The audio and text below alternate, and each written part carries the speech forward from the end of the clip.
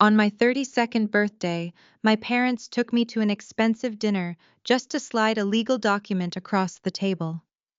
My mother smiled, her perfectly painted lips stretching thin, as she told me they only kept me around for the tax benefits and subsidies. Now that I was no longer useful, they were cutting me out of everything.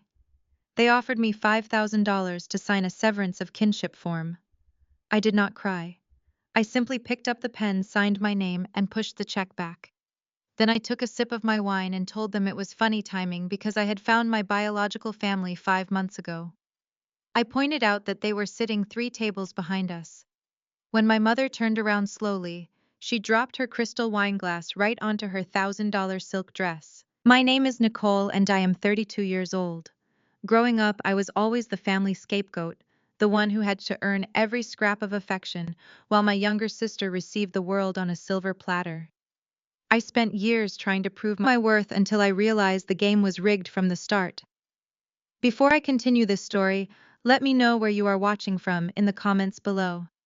Hit like and subscribe if you have ever had to cut ties with toxic family members who tried to tear you down. The Michelin star restaurant in downtown Chicago was the kind of place where the lighting was dim, the menus had no prices, and the waiters wore better suits than most corporate executives.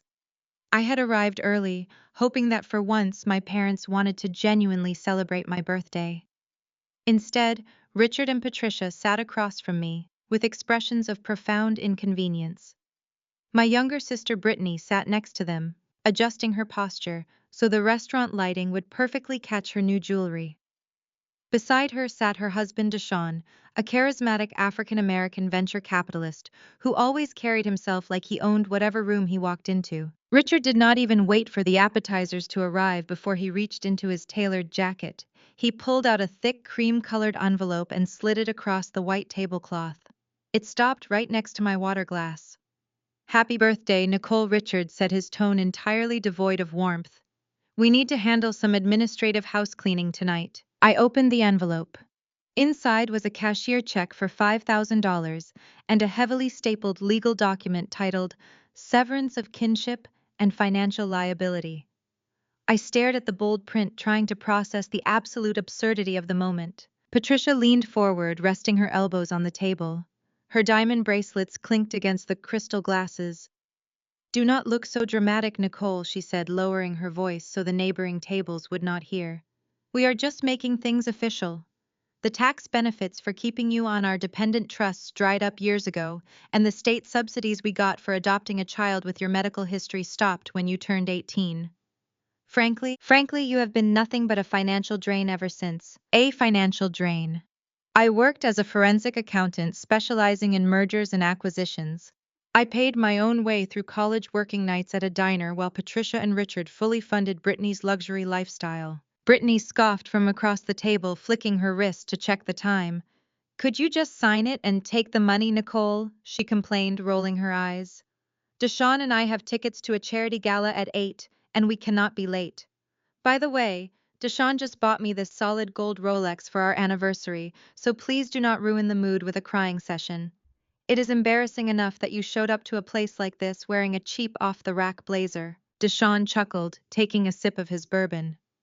"Let the girl have her moment, babe," he said, flashing a condescending grin in my direction. "$5,000 is probably the most money she has seen all year. You should be thanking your parents, Nicole. I know accountants do not make much, but you can finally buy yourself some decent clothes. Maybe upgrade from whatever department store you shop at." I looked at Deshawn. He ran a venture capital fund that he constantly bragged about on social media, always posing in front of leased sports cars and rented penthouses. He thought he was untouchable. He had no idea what I actually did for a living, or the kind of financial data I analyzed every single day. Patricia tapped her manicured fingernail against the table impatiently. "We are cutting you out of the estate completely," she added, her voice dripping with satisfaction. "You will not get a dime of our assets when we pass. Brittany and Deshawn need the capital for his investment fund, and we refuse to let you siphon off our hard-earned wealth. So take the check, sign the paper, and we can all move on with our lives." The sheer audacity of her statement hung in the air. They brought me to a luxury restaurant on my birthday just to publicly disown me and ensure I would not make a scene. They expected me to break down to beg for their love, to eagerly snatch the $5,000 like a starving dog. Instead, I reached into my purse and pulled out my favorite fountain pen. The cap clicked off with a sharp, satisfying sound. "You are absolutely right, Patricia," I said, keeping my voice perfectly level. "It is time to make things official." I flipped to the last page of the document and signed my name with smooth, deliberate strokes. I did not hesitate. I did not shed a single tear. When I finished, I capped my pen, slid the document back across the table, and deliberately pushed the $5,000 check right back to Richard. "Keep the money," I told them, leaning back in my chair. "You are going to need it a lot more than I will very soon." Richard scoffed, snatching the document and checking my signature to ensure it was valid. "Do not play games, Nicole," he snapped. "You are a glorified bookkeeper. You have nothing without the prestige of this family name." I picked up my wine glass, swirling the dark red liquid. I took a slow, deliberate sip, savoring the taste. "Actually, Richard, I have quite a bit, including a very interesting piece of information I discovered 5 months ago." Brittany groaned loudly. "Nobody cares about your boring accounting jobs, Nicole." "It is not about my job," I said, smiling warmly at my sister. "It is about my bloodline. You see, I took a DNA test 5 months ago. I was curious about my medical history since Patricia always complained about how expensive I was to treat as a kid. The results led me to a private investigator, and that investigator led me to my biological parents." Patricia froze. Her arrogant smile slipped, instantly replaced by a look of sheer, unadulterated panic. The color drained from her face so fast she looked ill. "They have been looking for me for 32 years. I continued, my voice dropping to a dangerous whisper. "They never stopped searching. And funny timing, really, they insisted on taking me out for my birthday tonight." I raised my glass and pointed it toward the VIP section of the dining room. "They are sitting exactly 3 tables behind you." Richard and Patricia whipped their heads around in unison. Sitting in the plush leather booth, clearly visible under the ambient restaurant lighting, were William and Genevieve Kensington. They were billionaires, quiet money titans of the Chicago financial district. They did not flaunt their wealth on social media like Disowned, but they owned half the skyline. Genevieve Kensington was staring directly at Patricia. Her gaze was not just angry, it was lethal. Patricia gasped. Her hand trembled violently as she reached for her wine. Her fingers failed to grip the stem, and the heavy crystal glass tipped over, crashing onto the table.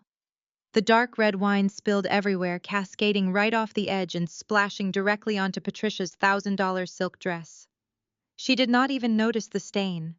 She was too busy staring at the ghosts of a crime she thought she had buried 32 years ago. The red wine dripped onto the plush carpet, but nobody moved. Patricia sat paralyzed, her mouth slightly open, her eyes locked on the older couple approaching our table. William and Genevieve Kensington did not walk, they glided. They possessed the kind of quiet, untouchable wealth that did not require a solid gold Rolex or a leased sports car to make a statement. William wore a bespoke charcoal suit that likely cost more than Richard made in a quarter. Genevieve was the picture of understated elegance, her posture perfectly straight, her gaze fixed entirely on me with a warmth I had never experienced in my 32 years of life. Trailing exactly 3 paces behind them were 2 large men in immaculate dark suits. Richard finally tore his eyes away from the severance document he had just demanded I sign. He looked up at the approaching couple, and I watched the arrogant sneer melt off his face in real time. As a man who spent his life chasing country club status and rubbing elbows with mid-level bankers, Richard knew exactly who William Kensington was. Anyone in the Chicago financial district knew the Kensington name.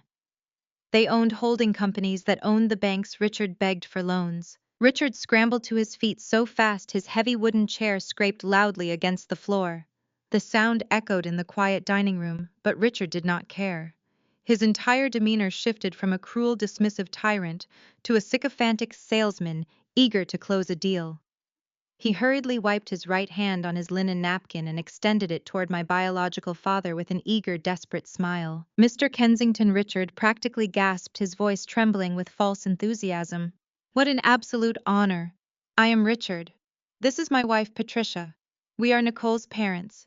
We are just here having a lovely family dinner celebrating our girl's 32nd birthday. It is so wonderful of you to stop by our table. William Kensington stopped walking. He did not look at Richard's outstretched hand. He did not return the smile. He simply stared at the man who had tormented me for 3 decades. The silence at the table grew so heavy it felt suffocating. William gave a microscopic nod. Instantly, one of the men in the dark suit stepped forward. He moved with terrifying speed and precision, placing his large frame directly between Richard and my biological father. The security guard did not say a word. He just stared down at Richard, making it abundantly clear that if Richard moved another inch forward, there would be severe consequences. Richard slowly lowered his hand, his eager smile faltering. He swallowed hard, taking a clumsy step backward until the back of his knees hit his chair. Disowned, sitting across the table, leaned forward and crossed his arms. He looked annoyed that someone else was commanding the room. He puffed out his chest, trying to puff up his own importance. Look, man, Disowned said, addressing William, I do not know who you think you are, but this is a private family dinner. My father-in-law was just being polite. You can tell your hired muscle to back off before I make a phone call and have you all thrown out of here. William finally spoke. His voice was deep, calm, and carried the absolute authority of a man who could ruin Disowned with a single signature. Make your phone call, William said smoothly, never taking his eyes off Richard. Let us see who answers. Disowned scoffed, pulling out his phone, but Brittany grabbed his wrist. She was staring at Genevieve Kensington, taking in the older woman's diamond necklace, and suddenly realizing they were completely outmatched. Brittany shifted nervously in her seat, trying to distance herself from the tension. Genevieve stepped around the security guard, completely ignoring Richard and Disowned. She walked directly to the side of the table and stopped next to Patricia. Patricia was still sitting frozen, staring at the red wine stain spreading across her lap. She looked like a cornered animal. Genevieve looked down at Patricia with a level of disgust that could have frozen boiling water. She did not raise her voice. She did not need to. Every word she spoke was sharp as shattered glass. So Genevieve said softly but clearly, "This is the woman who made my daughter sleep in an unheated basement while buying designer clothes for her own child." Brittany gasped, her hand flying to her chest. She looked at Patricia and then at me, playing the victim immediately. "That is a lie," Brittany whined. "Nicole always liked the basement. She wanted her privacy. My parents gave her everything." Genevieve slowly turned her piercing gaze to Brittany. "You are wearing a pair of $500 shoes right now." Genevieve noted her tone, conversational, but deadly. "Nicole walked to her high school graduation in taped-up sneakers because your mother claimed the family could not afford a new pair. Do not speak to me about what your parents gave her." Patricia suddenly snapped out of her paralyzed state. The illusion she had spent 32 years building was collapsing in front of an audience, and her narcissistic brain could not handle the loss of control. She shoved her chair back and stood up, her face twisting into an ugly mask of rage and desperation. She pointed a trembling manicured finger directly at my face. "You are being scammed!" Patricia screamed, her voice echoing off the vaulted ceilings of the restaurant. Other diners turned to stare, but Patricia was too far gone to care about public embarrassment. She needed to tear me down to save herself. "She is playing you," Patricia yelled at Genevieve and William. "She is a master manipulator. We took her in when nobody else wanted her. We gave her a home, and this is how she repays us. She is a liar and a thief. Do not believe a single word she says." I sat perfectly still, my hands resting on the table. I let her scream. I let her show the wealthy, powerful people she so desperately wanted to impress exactly who she really was. "She is a thief!" Patricia shrieked, spittle flying from her lips. "You think you found your long-lost daughter. You found a criminal. She stole $50,000 from my personal retirement account. She wiped me out just to pay for her useless accounting degree because she was too lazy to get a real job. She belongs in jail, not in a luxury booth with you." Disowned nodded vigorously, leaning back in his chair with a triumphant smirk. He pointed at me. "You hear that? She is a criminal. You billionaires better check your wallets before she leaves the building. She has been draining this family dry for years." The entire restaurant was silent, watching the meltdown. My biological parents stood their ground, their expressions unreadable masks of composure. Patricia stood panting, clutching her wine-stained dress, looking triumphant, as if her outburst had successfully convinced them I was a monster. I slowly reached into my leather tote bag, feeling the cool metal edge of my tablet. It was time to show them exactly what a useless degree could do. I pulled the sleek silver tablet from my tote bag and unlocked the screen. The bright backlight illuminated the spilled wine soaking into the white tablecloth. Patricia was still breathing heavily, her chest heaving as she waited for the Kensingtons to call the police on me. She truly believed her screaming would manipulate the room into seeing me as the villain. Instead, I opened an encrypted file containing a verified bank ledger and slid the tablet right through the puddle of red wine until it bumped against Patricia's plate. "Take a close look at the account number, Patricia," I said, keeping my voice low and steady. "Tell me whose name is listed as the primary beneficiary on that document." Patricia scoffed, refusing to look down. She crossed her arms tightly over her stained silk dress.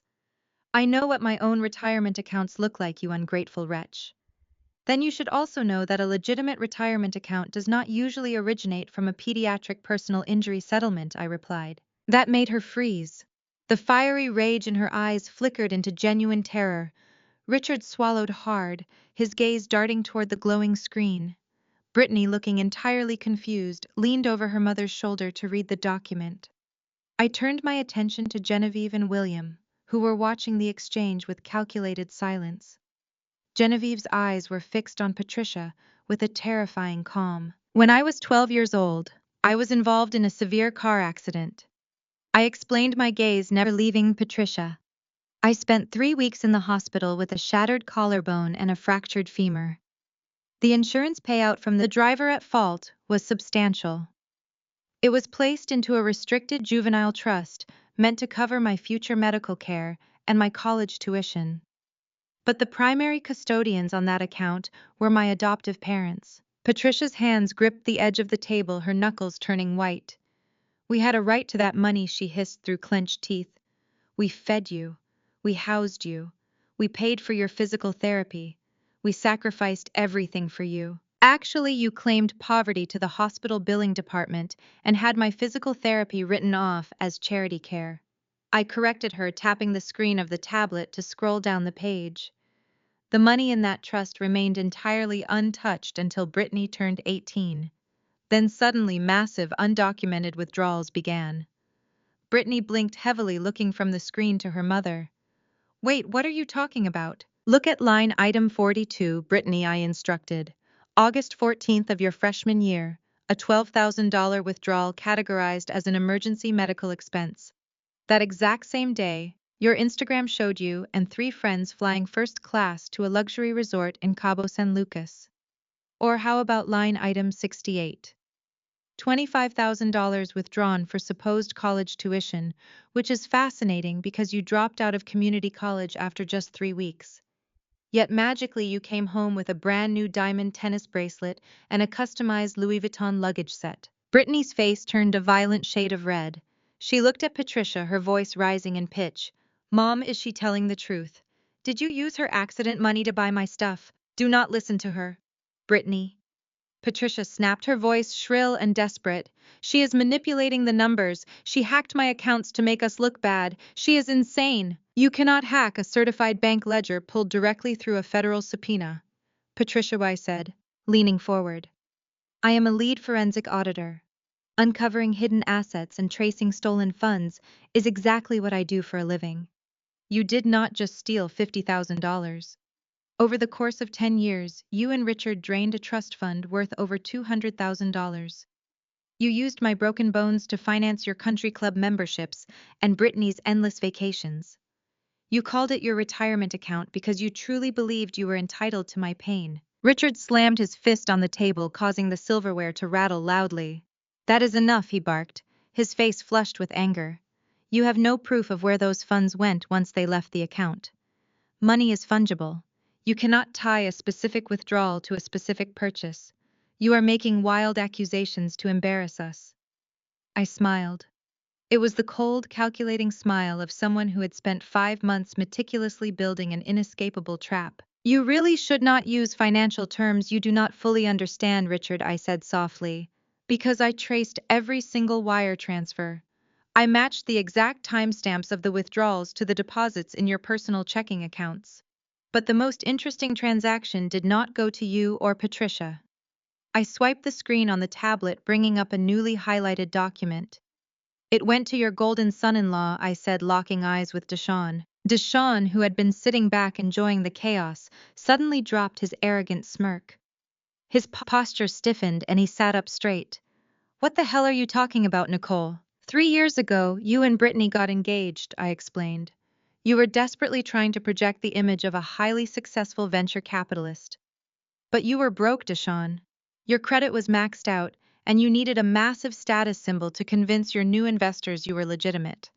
So you went to a luxury dealership in downtown Chicago to buy a Porsche 911 Carrera. Deshawn's eyes widened slightly, but he quickly masked his surprise with a deep scowl. I bought that car with my own cash, he snapped, adjusting his expensive watch. I do not need handouts from anyone. You put down a $50,000 deposit, I corrected him, tapping the screen for emphasis. And the wire transfer for that exact deposit did not come from your business account. It came from a dummy shell company registered in Delaware under Richard's name.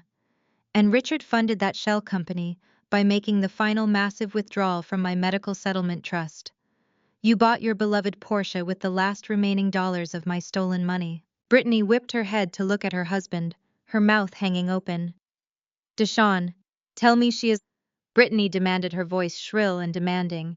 Tell me you did not use her money for your car. I thought you were a millionaire when I married you. Deshawn ignored his wife. His chest heaved as his fragile ego took a massive public hit. The people at the surrounding tables were openly staring now, whispering to one another, while pretending to look at their menus. William Kensington's security guards remained perfectly still, watching Deshawn's every twitch. Deshawn pushed his chair back roughly and stood up, towering over the table. He leaned forward, invading my space, trying to use his physical size and booming voice to intimidate me into submission. He slammed both of his large hands down on the table, sending a shockwave through the wood that made the remaining glasses tremble. You think you can read a bank statement, little girl? Deshawn sneered, his voice echoing with arrogant hostility. You think printing out some fake spreadsheets makes you a big shot? I run a $50 million VC fund. I deal with real money and real lawyers every single day. I do not know what kind of cheap parlor trick this is, but I will absolutely destroy you for this. I can tie you up in defamation lawsuits until you are 50 years old. I did not flinch. I did not blink. I simply looked up at the towering man, trying to use his physical size to mask his financial ineptitude. I tilted my head and let out a soft, genuine laugh. The sound seemed to infuriate him more than any insult could have. I do not think you want to invite discovery in a defamation lawsuit, Deshawn. I said, my voice carrying clearly across the quiet dining room. Because if you sue me, your entire financial life becomes a matter of public record. And based on what I have already seen, you cannot afford that kind of sunlight. Deshawn scoffed, crossing his thick arms over his chest. You have seen nothing. You are a glorified calculator. You do not understand how venture capital works. That is where you are wrong, I corrected him, pushing my chair back and standing up so I was eye to eye with him. I am not a standard CPA balancing petty cash ledgers. I am the lead forensic auditor for Vanguard Mergers and Acquisitions. My firm gets called in when multi-billion-dollar conglomerates suspect their acquisition targets are cooking the books. We hunt financial ghosts for a living. I break apart shell companies, decipher offshore tax havens, and map out complex money laundering rings before breakfast. I tapped my tablet screen, bringing up a new glowing spreadsheet filled with highlighted transaction paths. Let us talk about your $50 million fund, Deshawn. Or should I say your $3 million fund, heavily inflated by fabricated quarterly projections and phantom assets. I started reading directly from the screen, my tone clinical and precise. Apex Dynamics, LLC, Cobalt Horizon Holdings, Zenith Ventures Group. All three entities were registered in Delaware within the last 24 months. All of them list you as the sole managing director and primary beneficiary. Deshawn dropped his arms. The aggressive red flush in his cheeks rapidly faded into a sickly ashen gray. How did you get those names? He demanded, his voice losing its booming volume and dropping into a panicked hiss. Those are classified corporate entities. They are poorly masked shell companies, I countered, stepping closer to him. You set up a venture capital fund promising high-yield returns to early-stage tech investors. But you never invested their capital into software startups, did you? You funneled their initial seed deposits through Apex Dynamics, then washed the money through Zenith Ventures, and dropped it straight into your personal checking accounts. It is textbook commingling of funds, a blatant violation of your fiduciary duty and a massive federal crime. Brittany shifted uncomfortably, looking frantically from me to her husband. Deshawn, what is she talking about? Brittany asked, her voice pitching higher, as the reality of the situation began to pierce her bubble of entitlement. I will tell you exactly what I am talking about, Brittany, I said, keeping my focus sharp.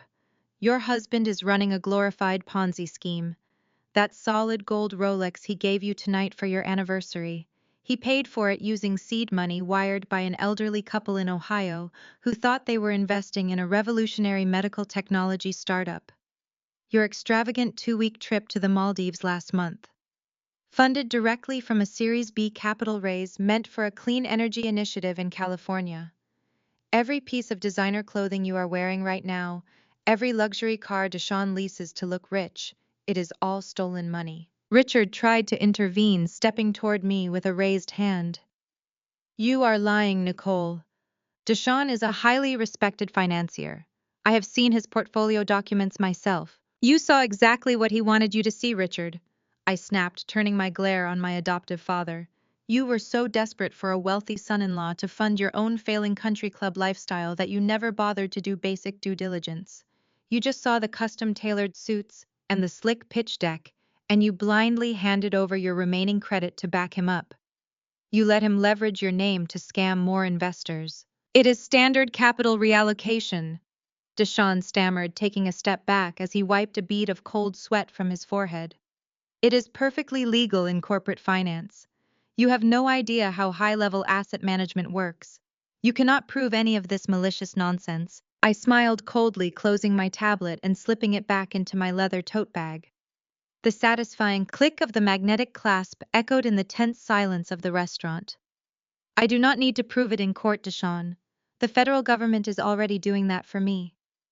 Deshawn swallowed hard, his eyes darting toward the restaurant exit as a trapped animal looks for an escape route. What do you mean, the federal government? By the way, Deshawn, did you ever wonder who the anonymous lead investor was? I asked, tilting my head as I watched his bravado completely disintegrate. The angel investor who dropped $5 million into your fund last month, only to immediately trigger a full-scale Securities and Exchange Commission audit on your firm last week.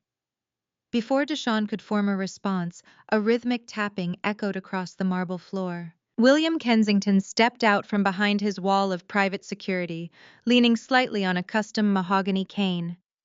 His presence commanded absolute silence. He did not need to shout or posture like Deshawn. He carried the quiet, devastating weight of true power. William stopped right beside me, his sharp blue eyes locking onto the trembling venture capitalist. That would be me. William stated, his voice a low, dangerous rumble that left absolutely no room for negotiation. Deshawn staggered backward as if he had been physically struck by a freight train. The arrogant bravado that had puffed out his chest just seconds prior completely vanished, leaving behind a hollow, terrified shell of a man. His mouth opened and closed like a fish suffocating on dry land, but no sound came out. The realization that the silent, imposing observer at our table was the billionaire who had just orchestrated the freezing of his entire financial existence finally paralyzed him. Brittany looked from the terrifyingly calm figure of William Kensington to the crumbling posture of her husband. The color drained from her face, leaving her fresh spray tan, looking stark and entirely unnatural against her pale skin. She lunged forward, grabbing Deshawn by the lapels of his custom-tailored jacket, and shoved him hard against the edge of the dining table. The crystal glasses rattled dangerously close to shattering. Are we broke? Brittany shrieked, her voice cracking as it echoed across the hushed restaurant. Deshawn, look at me and tell me right now. Are we broke? What is she talking about? Deshawn could not even look his wife in the eye. He stared blankly at the wine-stained tablecloth, wiping a thick layer of cold sweat from his forehead with the back of his trembling hand. The SEC froze everything, he mumbled, his voice barely a raspy whisper. The accounts. the shell companies, the domestic assets. Everything is locked down pending the federal audit. I cannot even access the payroll accounts. We have absolutely nothing right now. Nothing. Brittany repeated the word, as if it were a complex foreign language she could not decipher. What about the house in the Hamptons? What about my credit cards? I just put a $50,000 deposit down on the yacht charter for next month. You told me the venture capital business was booming. You told me Nicole was just a jealous, pathetic loser making up lies because she was poor. I watched my sister completely unravel. For my entire life, Brittany had navigated the world with the absolute certainty that consequences simply did not apply to her. She operated under the assumption that money was an infinite resource designed exclusively for her comfort. Now, facing total financial ruin and public humiliation, she reverted instantly to the only survival tactic she had ever known. She turned to the two people who had spent their entire lives shielding her from reality. Brittany spun around and slammed her hands flat on the table, leaning aggressively toward Richard and Patricia. "You have to fix this," she demanded hysterically, pointing a shaking finger at her parents. "You have to bail us out right now. Give him the money to unfreeze the accounts, or pay off the federal investigators, or whatever it takes to make this nightmare go away." Patricia rushed forward, completely ignoring the dark red wine soaking deeper into her $1,000 silk dress. She wrapped her arms tightly around her frantic daughter, cooing and shushing her exactly as she had done when Brittany was a toddler throwing a tantrum over a broken toy. "Do not cry, my sweet girl," Patricia murmured, stroking Brittany's hair while shooting a venomous, desperate glare in my direction. "We will not let this ruin your beautiful life. We will fix it. We always fix it. Your father and I will handle everything. Just breathe." How Brittany cried, pulling back to look her mother in the eye. Her mascara was beginning to run down her cheeks. "He needs millions of dollars, Mom. The federal government is involved.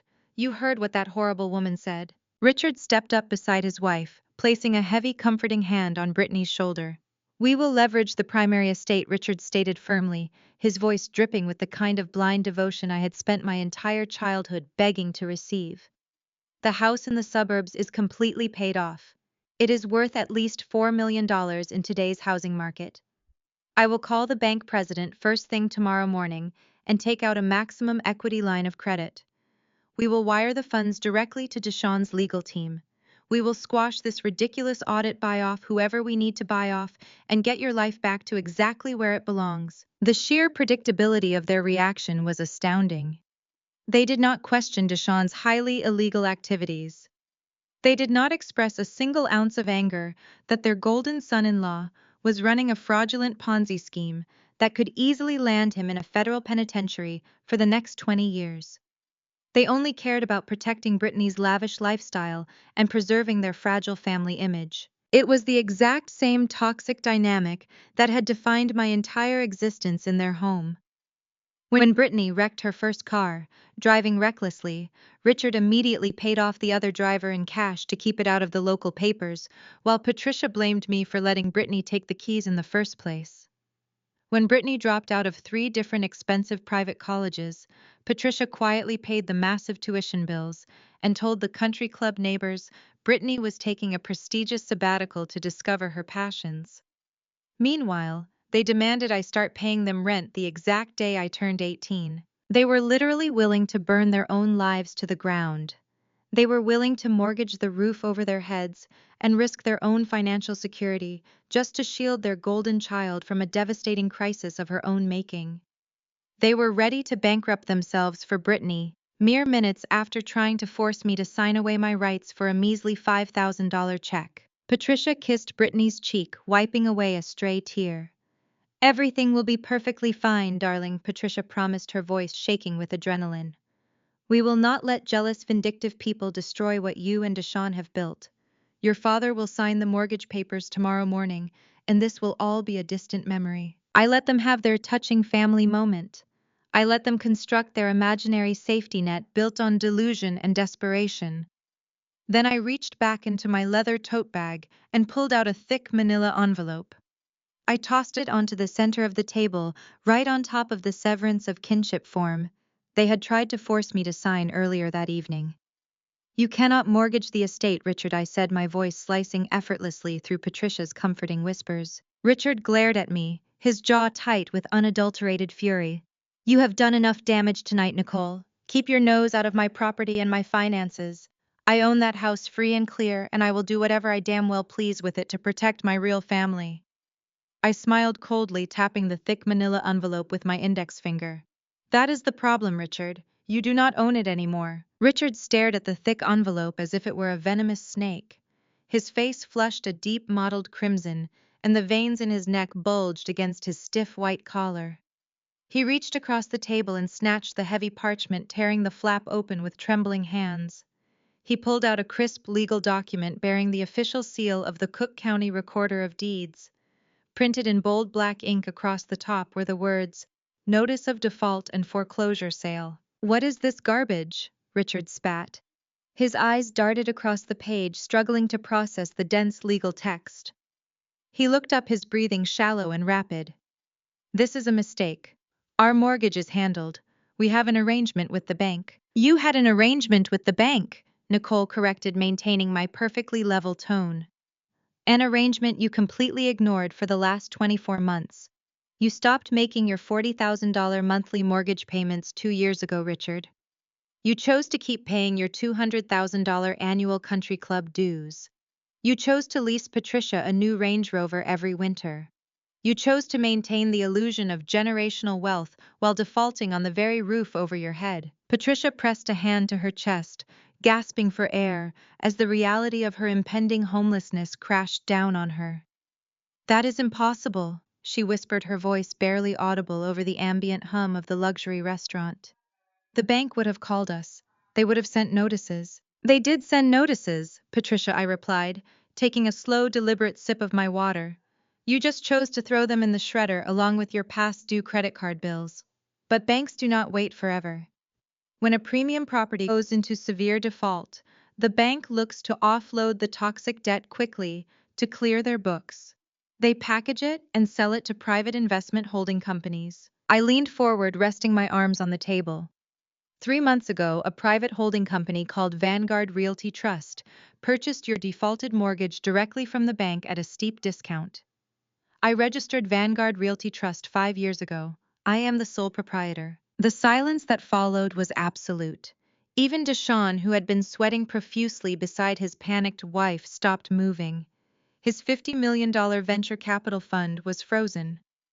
His primary investor, sitting just feet away, had initiated an SEC investigation that would inevitably lead to federal indictment. He could not even look at Brittany, who was sobbing so hard she was struggling to draw breath.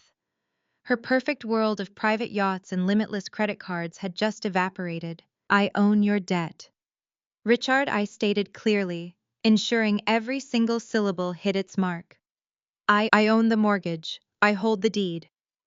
For the last 3 months, every single time you invited me to a family dinner just to mock my off-the-rack blazer, I sat there quietly. Every time you sneered at my modest apartment in the city, I smiled. Every time you called me a glorified bookkeeper, I just nodded. I sat there knowing that I literally owned the roof over your head. I was your landlord, and you were already 3 months late on rent. Brittany buried her face in her hands, sobbing hysterically. Her parents, the ultimate safety net, were being exposed as broke frauds, facing immediate eviction.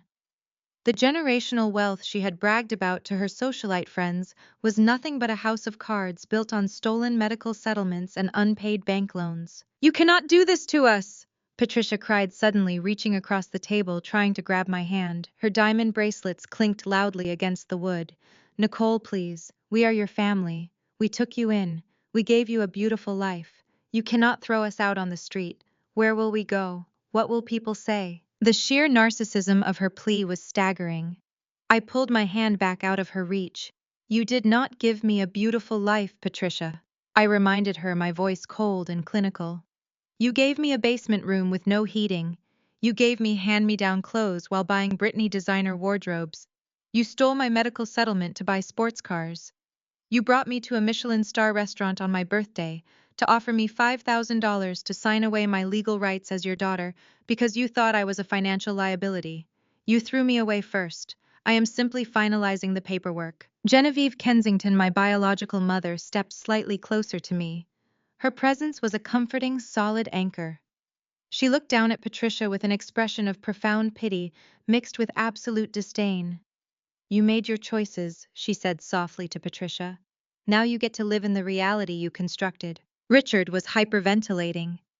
His chest heaved, and his eyes darted wildly around the restaurant, as if expecting the police to march through the doors at any second. His entire identity was tied to his wealth and his status. Without his mansion, without his country club, without his ability to intimidate people with his bank account, he was nothing. He was just an angry old man facing bankruptcy. The realization snapped something inside his brain. The panic in his eyes instantly morphed into a rabid, feral desperation. He refused to be beaten by the daughter he had spent 32 years treating like dirt. Fine. Richard growled, his voice taking on a dangerous, gravelly edge. You want to play hardball. You want to act like a corporate raider. Let us talk about what you owe us. He snatched his leather briefcase from the floor beside his chair. His hands shook violently as he popped the brass latches and tore through the neatly organized files. He pulled out a crisp blue folder and slammed it down on the table right next to the foreclosure notice. You are not kicking us out of that house until you settle your debts, Richard snarled, stabbing a thick finger against the blue folder. You think you are so smart with your forensic audits and your holding companies. Well, I have lawyers too, Nicole. I had my attorney draft this up last week when we decided to cut you out of the estate. I knew you would try to pull some ungrateful stunt. I did not touch the folder. I just looked at him, raising an eyebrow. And what exactly is that, Richard? That is an itemized childhood expense invoice, Richard barked, leaning across the table, his face contorted with rage. It details every single dollar we spent on you from the day we brought you home from the agency.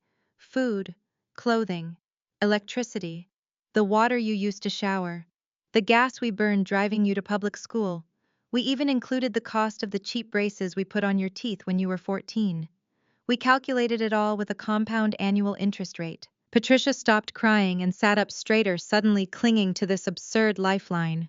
She adjusted her posture, trying to reclaim some shred of her lost dignity. That is right, Patricia chimed in, wiping her eyes. We kept you alive for 18 years. We fed you when we could have sent you back to the foster system. You owe us for that. It is a legally binding debt. Richard tapped the folder again, harder this time. The total comes to exactly $200,000, he demanded, his voice echoing in the silent dining room. You want us out of that house? You write me a check for $200,000 right now. You pay us back for raising you, or I swear I will squat in that mansion and tie you up in eviction court for the next 10 years. I will strip the copper wire from the walls and smash the marble countertops before I hand the keys over to you. I did not flinch at his violent threat. I did not blink or step back. I simply reached out and pulled the crisp blue folder across the white linen tablecloth. I flipped the cover open with a slow, deliberate motion. The document inside was formatted like a high-level corporate billing statement, complete with a fake letterhead and bold red columns. I scanned the lines of text and felt a genuine cold laugh bubbling in my chest. Let us review this legally binding debt, Richard Weiss said, sliding my index finger down the absurdly itemized list. Item 4, orthodontic work, $10,000. I looked up, meeting Patricia's defiant glare. You took me to a discount dental clinic in a strip mall that let you pay in $50 monthly installments. The wire snapped twice and cut my gums because the materials were so cheap. You refused to take me back to get it fixed because you did not want to waste gas money driving across town. But you rounded up to $10,000 to pad this ridiculous invoice. Patricia raised her chin, crossing her arms over her ruined silk dress. We still paid for it. You had a perfect smile for your high school graduation pictures, while Brittany had to suffer with the pain of traditional braces. We sacrificed for your comfort. You owe us for that privilege. And item 7. I continued, completely ignoring her delusion. Academic tutoring. $15,000. I slammed my hand flat on the table, making the crystal water glasses jump. I tutored myself. I spent every single night at the public library reading borrowed textbooks because you explicitly refused to buy the advanced placement study guides. You never paid a single dime for a tutor. You actually forced me to tutor Brittany for free so she would not fail senior year algebra and get kicked off the cheerleading squad. Richard sneered, leaning his heavy frame over the table. Time is money, Nicole. You living under our roof while studying cost us valuable resources. We provided the environment that allowed you to excel. The invoice stands. Pay up or we tie you up in court until you go bankrupt. But this is my absolute favorite part, I said, sliding the paper back toward the center of the table so they could both see it. Item 12. Pediatric medical expenses and emergency room visits, $50,000. I let the massive number hang in the tense air. Richard looked triumphant. Patricia looked entirely vindicated, as if this single line item proved her exceptional maternal sacrifice. You were a sickly and expensive child, Nicole Patricia stated, adjusting her diamond necklace with a haughty sniff. You caught severe pneumonia when you were 10 years old. You broke your arm falling off a bicycle when you were 12. The out-of-pocket deductibles were astronomical. We almost had to cancel our winter ski trip to Aspen to cover your hospital stays. We kept you breathing.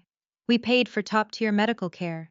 You owe us for keeping you alive. Before I could form a response, a delicate manicured hand reached past me and picked up the blue folder. Genevieve Kensington stood perfectly still, holding the document up to the soft ambient light of the restaurant. Her face was a mask of cold, aristocratic fury. When she spoke, her voice trembled with an anger so profound it made the air in the room feel physically heavy. Which hospital did you use? Patricia Genevieve asked, her tone dangerously quiet. Patricia scoffed, rolling her eyes at the elegant woman she still foolishly assumed was just my wealthy employer. St. Jude Children's and the Vanguard Memorial Emergency Center. Not that it is any of your business. We use the best facilities in the state. Genevieve lowered the paper. Her sharp blue eyes locked onto Patricia with the terrifying intensity of a predator zeroing in on a trapped animal. It is entirely my business. You see, Patricia Vanguard Memorial is the flagship hospital of the Kensington Medical Network. My family owns it. My father built it. And because I am the executive director of the network board, I have unrestricted access to decades of archived billing records. Richard's confident smirk began to waver.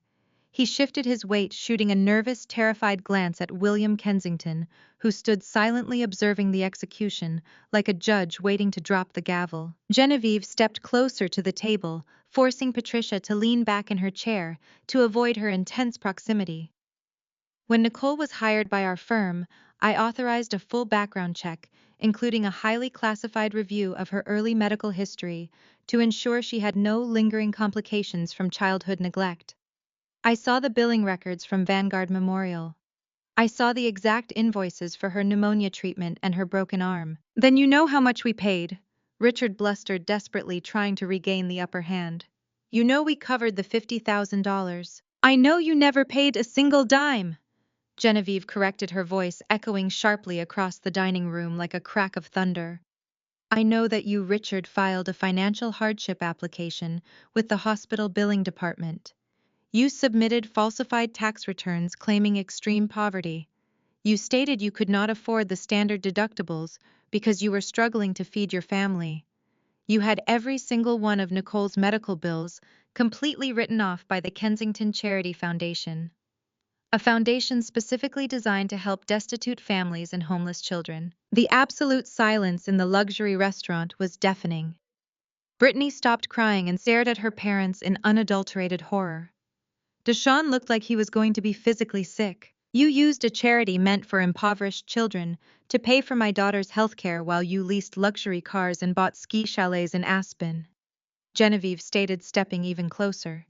You committed systemic financial fraud against a charitable foundation. You stole resources from dying children. And now you have the unmitigated gall to sit here and try to extort my daughter for $50,000 you never spent. Richard was sputtering. His face was no longer red. It had drained to a sickly pale gray. That is confidential medical information. You cannot prove any of that in a court of law.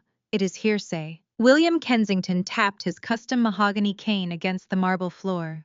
It sounded like a gunshot in the quiet room. My legal team already handed the comprehensive fraud dossier over to the state prosecutor Richard. Statute of limitations does not apply when the fraud involves an ongoing criminal conspiracy to conceal assets. You are not just facing foreclosure today, you are facing multiple felony wire fraud charges. Patricia let out a strangled, pathetic sob. She looked around the restaurant, suddenly realizing that several wealthy patrons from their exclusive country club were sitting at nearby tables actively listening to every single word. Her reputation, the only thing she truly cared about in the entire world, was being publicly and systematically dismantled. "Richard, do something," Patricia begged, grabbing his arm tightly. "Tell them to leave. Call security. We are leaving right now. We are going home." Richard scrambled to close his leather briefcase, dropping several papers onto the floor in his panic. "We are done here. You will hear from my lawyers, Nicole. You will not get away with this." "I believe your departure might be slightly delayed," a new voice interrupted. The general manager of the restaurant stepped up to our table. He was flanked by two large men in dark suits, who looked distinctly like private security. The manager held a small silver tray. Resting on the center of the tray was a sleek, heavy black credit card. It was Richard's card. "Excuse me, Richard," the manager said, his tone entirely stripped of its usual deferential warmth and replaced with corporate steel.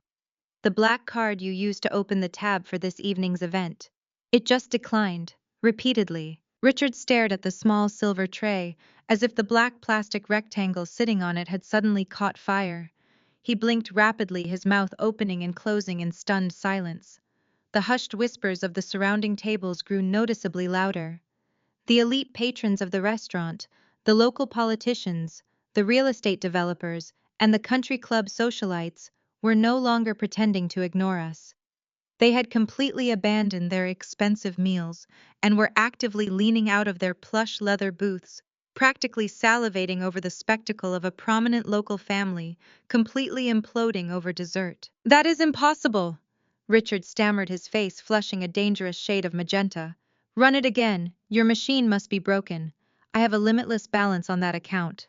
I just transferred funds yesterday morning." "The machine is functioning perfectly, sir," the manager replied, maintaining his rigid professional posture. "We attempted to process the transaction 3 distinct times before approaching your table. The issuing bank placed a hard block on the account due to suspected fraudulent activity or frozen assets. The total for this evening is $4,500. How would you like to settle the remaining balance today?" Richard scrambled for his wallet, knocking over a half-empty crystal wineglass in his panic. A dark red stain bled across the white linen tablecloth, but nobody moved to clean it up. He frantically pulled out 3 different premium credit cards, slapping them down onto the silver tray with a loud clatter. "Try the Gold American Express. Try the Platinum Chase account. Try the Joint Business card. Just run them all until one goes through. I am good for it. You know who I am." The manager did not even blink at the outburst. He produced a sleek handheld terminal from his tailored suit pocket and swiped the first card right there at the table. A sharp negative beep echoed through the silent dining room. "Denied." He swiped the second card. Another high-pitched beep rang out. "Denied." He grabbed the final card and ran the magnetic strip through the reader. The machine flashed a bright red error message. "Denied." Richard slumped back into his chair, his breathing ragged and shallow. He grabbed at his collar, looking like he might pass out. He looked at Disowned, his eyes wide with a sudden horrifying realization. "My primary lines of credit are collateralized through your venture fund," Richard gasped, clutching his chest. "You told me to transfer the personal equity into the holding accounts to maximize the quarterly yield. You promised me it was a completely secure secondary channel." Disowned refused to make eye contact, staring blankly at the ruined tablecloth. The veneer of the successful tech investor was entirely gone. When the SEC froze the primary fund, they froze everything connected to the shell companies. "Your personal credit accounts are linked directly to the corporate ledger," Disowned muttered, his voice entirely devoid of emotion. "The federal investigators locked it all down. We have absolutely zero liquidity. You are as broke as I am, Richard." The gravity of the situation finally pierced Brittany's thick bubble of entitlement. She realized with terrifying clarity that the endless stream of designer bags, luxury vacations, and VIP restaurant tables was permanently gone. The man sitting next to her was no longer a wealthy venture capitalist. He was a broke criminal facing imminent federal indictment, and he had just dragged her parents into absolute financial ruin alongside him. Brittany slowly stood up, clutching her limited edition Birkin bag tightly against her chest. She took a quiet, stealthy step backward, attempting to discreetly slide away from the table and melt into the crowd of onlookers.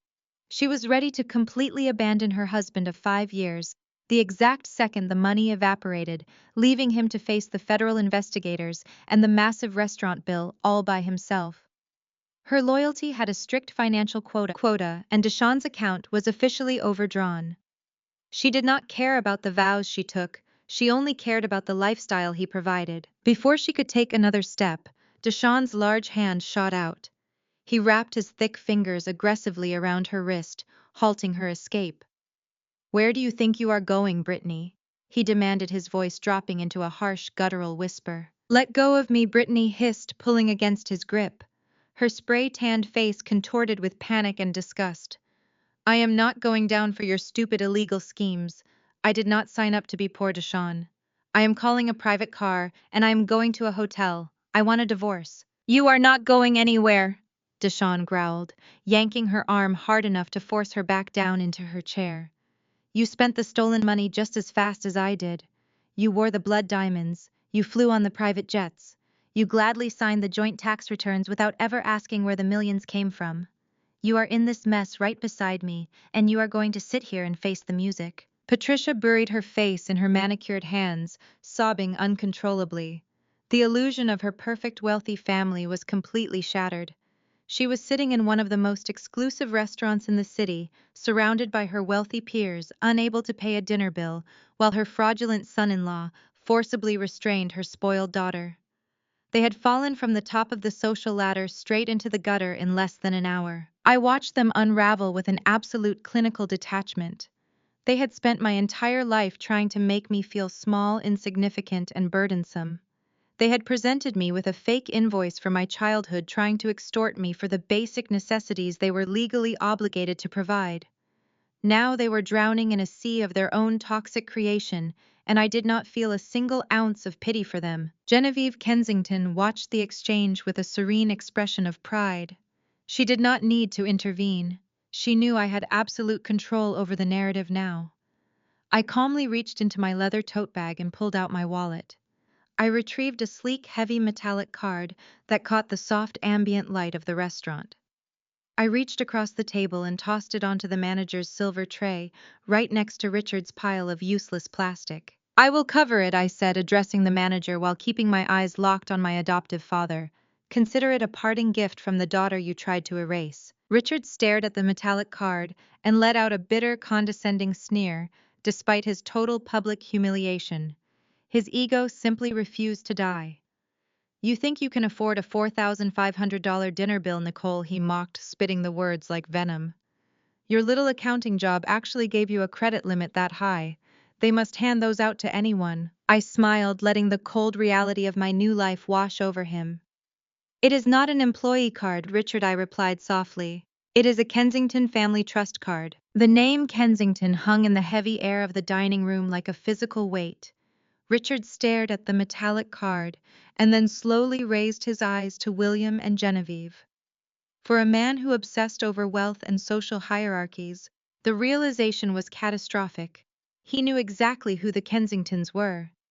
Anyone with a passing interest in global finance or generational wealth knew the Kensington name. They were not just rich. They were the kind of wealthy that shaped economies and dictated market trends. The restaurant manager did not hesitate. He picked up my card, tapped it against his handheld terminal, and waited exactly 2 seconds. A cheerful, bright green light flashed across the screen, accompanied by a crisp, validating chime.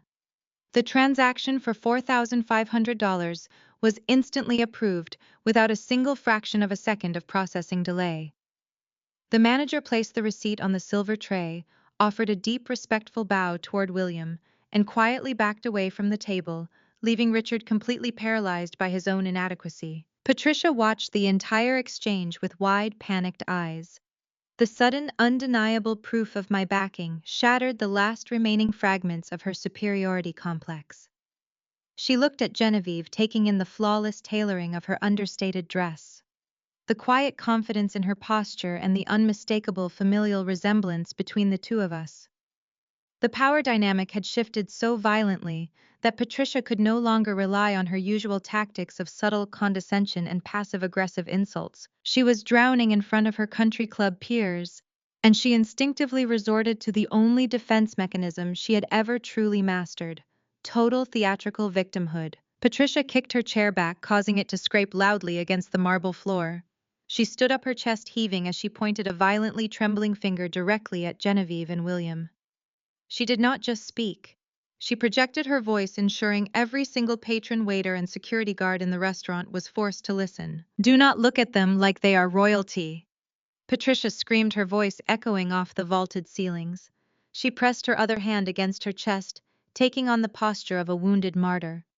"You think you can waltz in here and wave your dirty money around to impress these people? You think you can buy my daughter away from me after what you did?" Genevieve did not flinch.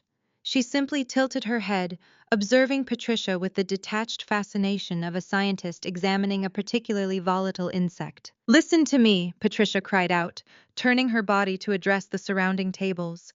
She forced thick, heavy tears to spill over her eyelashes, weaponizing her crying on command. "These people are monsters. They are child traffickers. They abandoned this poor girl 32 years ago and left her to die. They threw her away like absolute garbage, and now that she is a successful adult, they want to steal her back." Richard stood up quickly, trying to match his wife's indignant energy. "That is right," he boomed, puffing out his chest.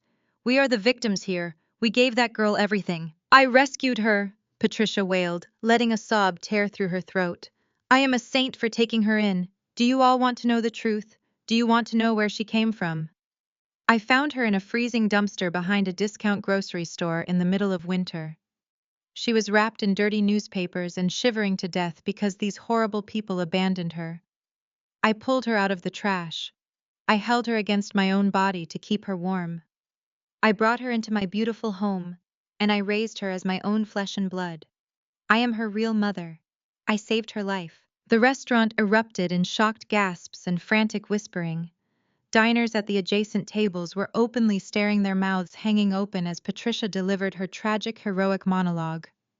Brittany, who had been desperately trying to escape Deshawn's iron grip, momentarily stopped struggling, choosing instead to look at her mother with a mixture of confusion and awe. Patricia wiped her running mascara with the back of her hand, playing the role of the devastated savior to absolute perfection. "We sacrificed our own happiness to feed a dumpster baby," she sobbed, leaning into Richard for support. "And this is how she repays us. By colluding with the very monsters who threw her away. They are trying to ruin our family because they are guilty. They are trying to steal the daughter I built from nothing." I sat perfectly still, listening to the extravagant lie. I had spent 32 years listening to Patricia construct false narratives to manipulate her friends, her neighbors, and her own family. I had watched her twist reality to fit her immediate needs countless times, but this specific lie was breathtaking in its sheer audacity. She was painting herself as a divine savior while simultaneously accusing a billionaire family of child trafficking in a room full of highly influential people. She was digging her own grave with a megaphone. William Kensington remained perfectly still. The chaotic screaming, the public accusations, the gasping crowd, none of it caused a single ripple in his composure. He stood beside my chair, radiating an aura of absolute, terrifying authority. He did not raise his voice to shout over Patricia. He did not offer a frantic defense to the crowd. He simply let her finish her hysterical, unhinged performance. When Patricia finally ran out of breath, collapsing against Richard with dramatic flair, William moved. He reached a steady, unhurried hand inside his bespoke suit jacket. The movement was so deliberate that the entire dining room seemed to hold its collective breath, waiting to see what he would produce. He pulled out a small, clear plastic evidence preservation bag and laid it flat on the white tablecloth right next to the foreclosure notice. Inside the bag rested a tiny yellowed hospital wristband, alongside a faded original birth certificate bearing the seal of the state health department. William looked at Patricia. His sharp blue eyes were completely devoid of warmth. When he spoke, his voice was low, resonant, and carried with lethal precision across the sudden silence of the dining room. "You did not find her in a dumpster." Patricia Williams stated his words, slicing through her fabricated reality like a scalpel. "You were the neonatal nurse on duty the night she disappeared from the incubator." Patricia physically recoiled, as if William had struck her directly across the face. The theatrical tears instantly vanished from her cheeks, replaced by a chalky, terrified pallor. She staggered backward, bumping hard into the edge of the dining table and sending a silver butter knife clattering to the floor. Her manicured hands flew to her mouth, but it was entirely too late to trap the horrifying gasp that escaped her lips. The entire restaurant seemed to freeze in place. The quiet clinking of silverware, the soft background jazz music, even the breathing of the surrounding patrons completely ceased. "That is an insane accusation!" Richard bellowed, spit flying from his lips as he stepped aggressively in front of his wife. He pointed a meaty, trembling finger at William. "You are a delusional old man, making up insane stories to cover up your own guilt. My wife is a saint. We adopted Nicole through a private, legitimate agency. We have the legal paperwork to prove it. We saved her life. You are slandering us in public, and I will sue you for every dime you have." I did not let William answer the pathetic threat. I reached into my leather tote bag and pulled out the thick manila envelope Richard had shoved across my desk just days ago. The severance agreement. I pulled out the crisp documents they had forced me to sign. Documents they claimed legally severed my financial ties to their family and proved their righteous guardianship over my childhood. I had read every single line of that packet before I brought it to Genevieve. "You mean these papers, Richard?" I asked, my voice projecting clearly across the silent, breathless dining room. I tossed the packet onto the ruined, wine-stained tablecloth. "The papers you used to prove your legal guardianship so you could demand a return on your investment. The adoption decree you filed 32 years ago." Richard puffed out his chest, looking entirely too smug for a man standing on the edge of a sheer cliff. "Exactly. Those are legally binding, state-certified documents. You cannot argue with the state seal, Nicole. We are your legal parents. We did everything by the book." I smiled, and it was not a kind expression. It was the smile of a woman who had spent 3 decades being gaslighted, finally holding the match to burn their lies straight to the ground.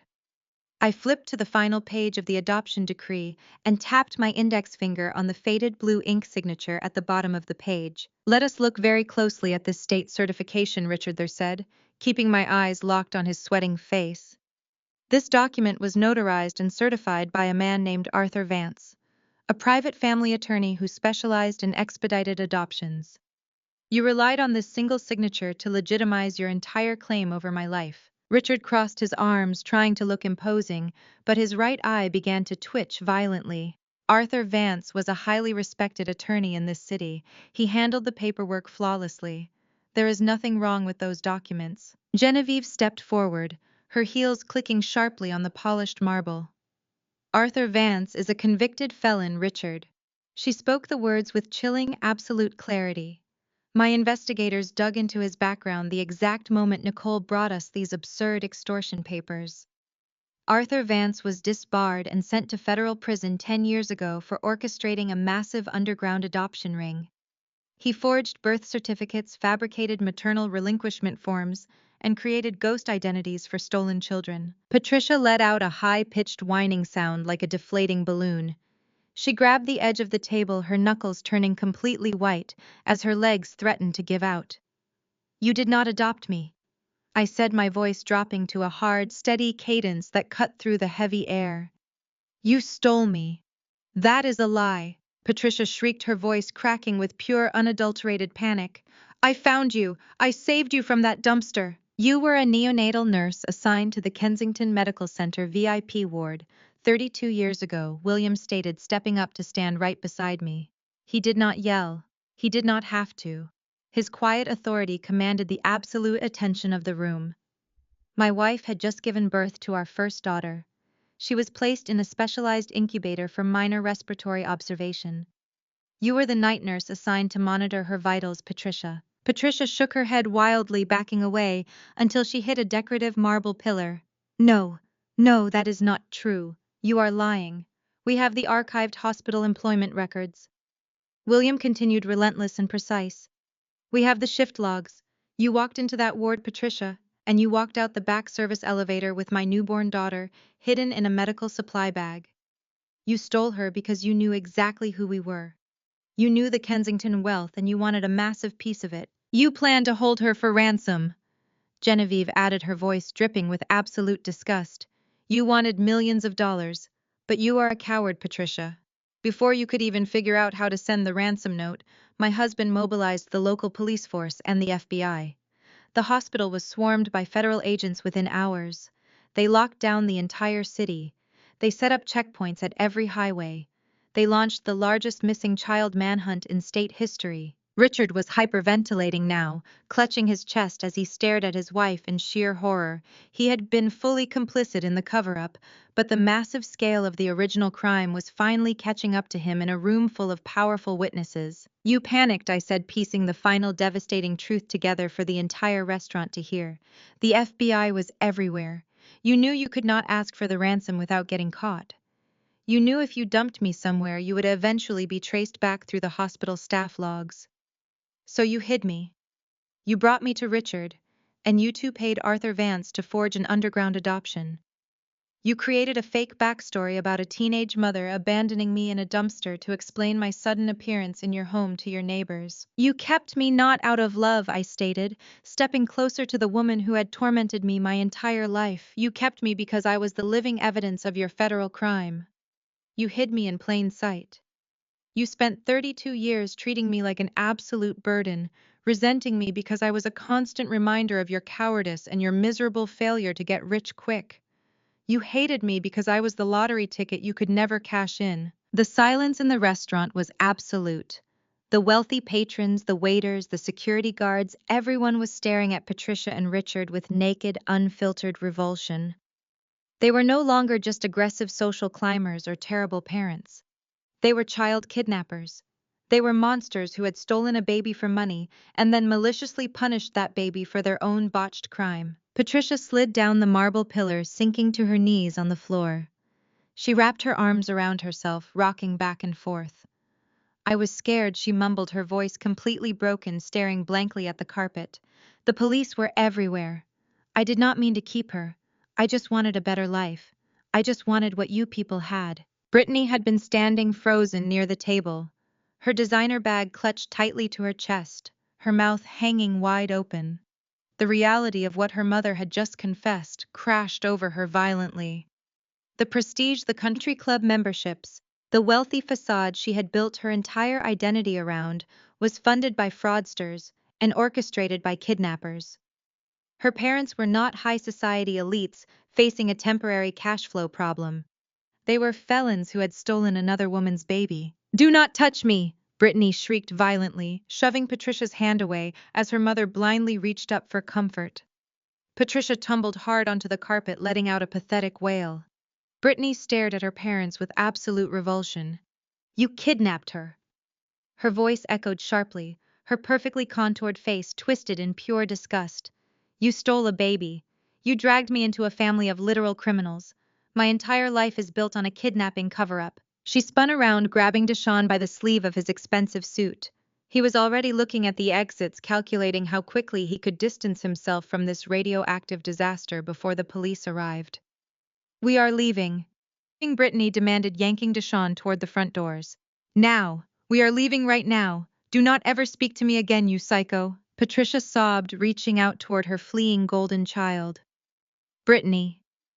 Brittany, please do not leave me. I did it for us. I did it to give us a better life. Brittany did not even look back. She dragged her ruined husband through the heavy oak doors of the restaurant, leaving her mother crying on the floor, surrounded by the shattered ruins of her fake life. The heavy oak doors swung shut, cutting off Patricia's hysterical wailing. Brittany dropped Deshawn's arm the moment they crossed the threshold into the opulent front lobby of the restaurant. Her chest heaved under her designer silk blouse. She paced in a tight circle, her high heels stabbing into the thick Persian rug. I cannot believe this, Brittany hissed, her voice trembling with a mixture of rage and profound self-pity. They are felons, Deshawn. My parents are actual felons. They stole a baby from a billionaire family and kept her as a pet project. Do you know what this means for my reputation? I will be blacklisted from every country club in the tri-state area. The junior league will revoke my membership by morning. My entire life is completely destroyed. Deshawn did not care about her country club membership. He was completely ignoring her panicked rant. He had his sleek encrypted smartphone out, and his thumbs were flying across the screen with frantic, terrifying speed. His forehead glistened with cold sweat. The tailored lines of his expensive Italian suit suddenly looked like a cage. Shut up, Brittany! Deshawn snapped, his voice tight with pure adrenaline. Nobody cares about your stupid social clubs. We have a much bigger problem right now. William Kensington just said he handed a comprehensive fraud dossier over to the state prosecutor.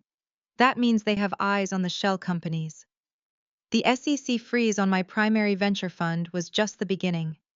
They are going to pull the thread on the offshore accounts. He swiped rapidly between encrypted messaging applications, bypassing the standard cellular networks. He was utilizing a secure channel directly linked to a private server in the Cayman Islands. Hendricks Deshawn muttered to himself, his eyes locked on the glowing screen. Come on, Hendricks, answer the message. You offshore parasite, answer me. What are you doing? Brittany demanded, grabbing his shoulder. We need to call my crisis management team. We need to draft a public statement distancing ourselves from my parents. Deshawn shook her off violently. There is no crisis management for this, Brittany. We are heavily implicated in your parents' financial fraud. We signed the joint tax returns. We used the fraudulent medical waivers to secure personal equity loans. The federal government is going to seize everything we own by midnight. I am wiring whatever liquid capital we have left into a cold storage crypto wallet. We are liquidating the hidden Bahamian accounts right now. Hun hit send on the encrypted message, watching the small delivery checkmark appear. I am moving $8 million into a decentralized digital ledger. Deshawn explained, his voice dropping to a harsh, guttural whisper. It is completely untraceable. Once the transfer clears, we are getting a private car to Teterboro Airport. I still have a contact with a charter jet service who owes me a massive favor. We are flying to Dubai before the feds can flag our passports. We are leaving the country tonight. Brittany stared at him, her eyes wide with mounting terror. Dubai. We are fleeing the country. I cannot leave my entire life behind. You do not have a life here anymore, Deshawn growled, shoving his phone back into his jacket pocket. Your parents brought a billionaire executioner right to our dinner table. They served us up on a silver platter because they were too stupid to cover their tracks. If we stay here, we are going to federal prison for wire fraud. Now walk. He grabbed her arm again, pulling her toward the grand entrance of the restaurant.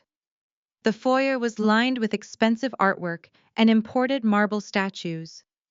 They marched forward, moving with the arrogant entitlement of people who truly believed the rules did not apply to them. They were wealthy elites. They were untouchable. They just needed to reach the valet stand and escape into the night. A figure stepped directly into their path, blocking the exit. It was the maitre d', the same impeccably dressed manager who had presented the declined credit cards just moments before. He was flanked by a tall, broad-shouldered security guard whose arms were crossed firmly over his chest. Excuse me, sir, the maitre d' said, his voice polite but unyielding. You cannot leave the premises. Your party has an outstanding balance of $4,500. I must ask you to provide a valid form of payment before exiting the building. Brittany's face contorted into an ugly snarl. The sheer audacity of a restaurant employee trying to delay her escape pushed her over the edge. Get out of our way, you absolute nobody! Brittany shrieked, brandishing her limited edition handbag like a weapon. Do you have any idea who we are? We are the victims of a massive criminal conspiracy. My mother is having a psychotic breakdown in your dining room, and you are harassing us over a piece of meat. Send the bill to William Kensington. He clearly has enough money to buy this entire building. I am sorry, madam, but the bill belongs to your table, the maitre d' replied, maintaining his ground. I will have to call the local authorities if you attempt to leave without settling the debt. Deshawn let out a dark, menacing laugh. The idea of the local police stopping him over a dinner bill while he was actively orchestrating an $8 million international wire fraud was pathetic. He did not have time for this localized bureaucratic nonsense. He needed to get to the airstrip. Call the cops, Deshawn sneered. See if I care? He did not wait for a response. Deshawn lunged forward, dropping his shoulder and driving his heavy frame directly into the maitre d'.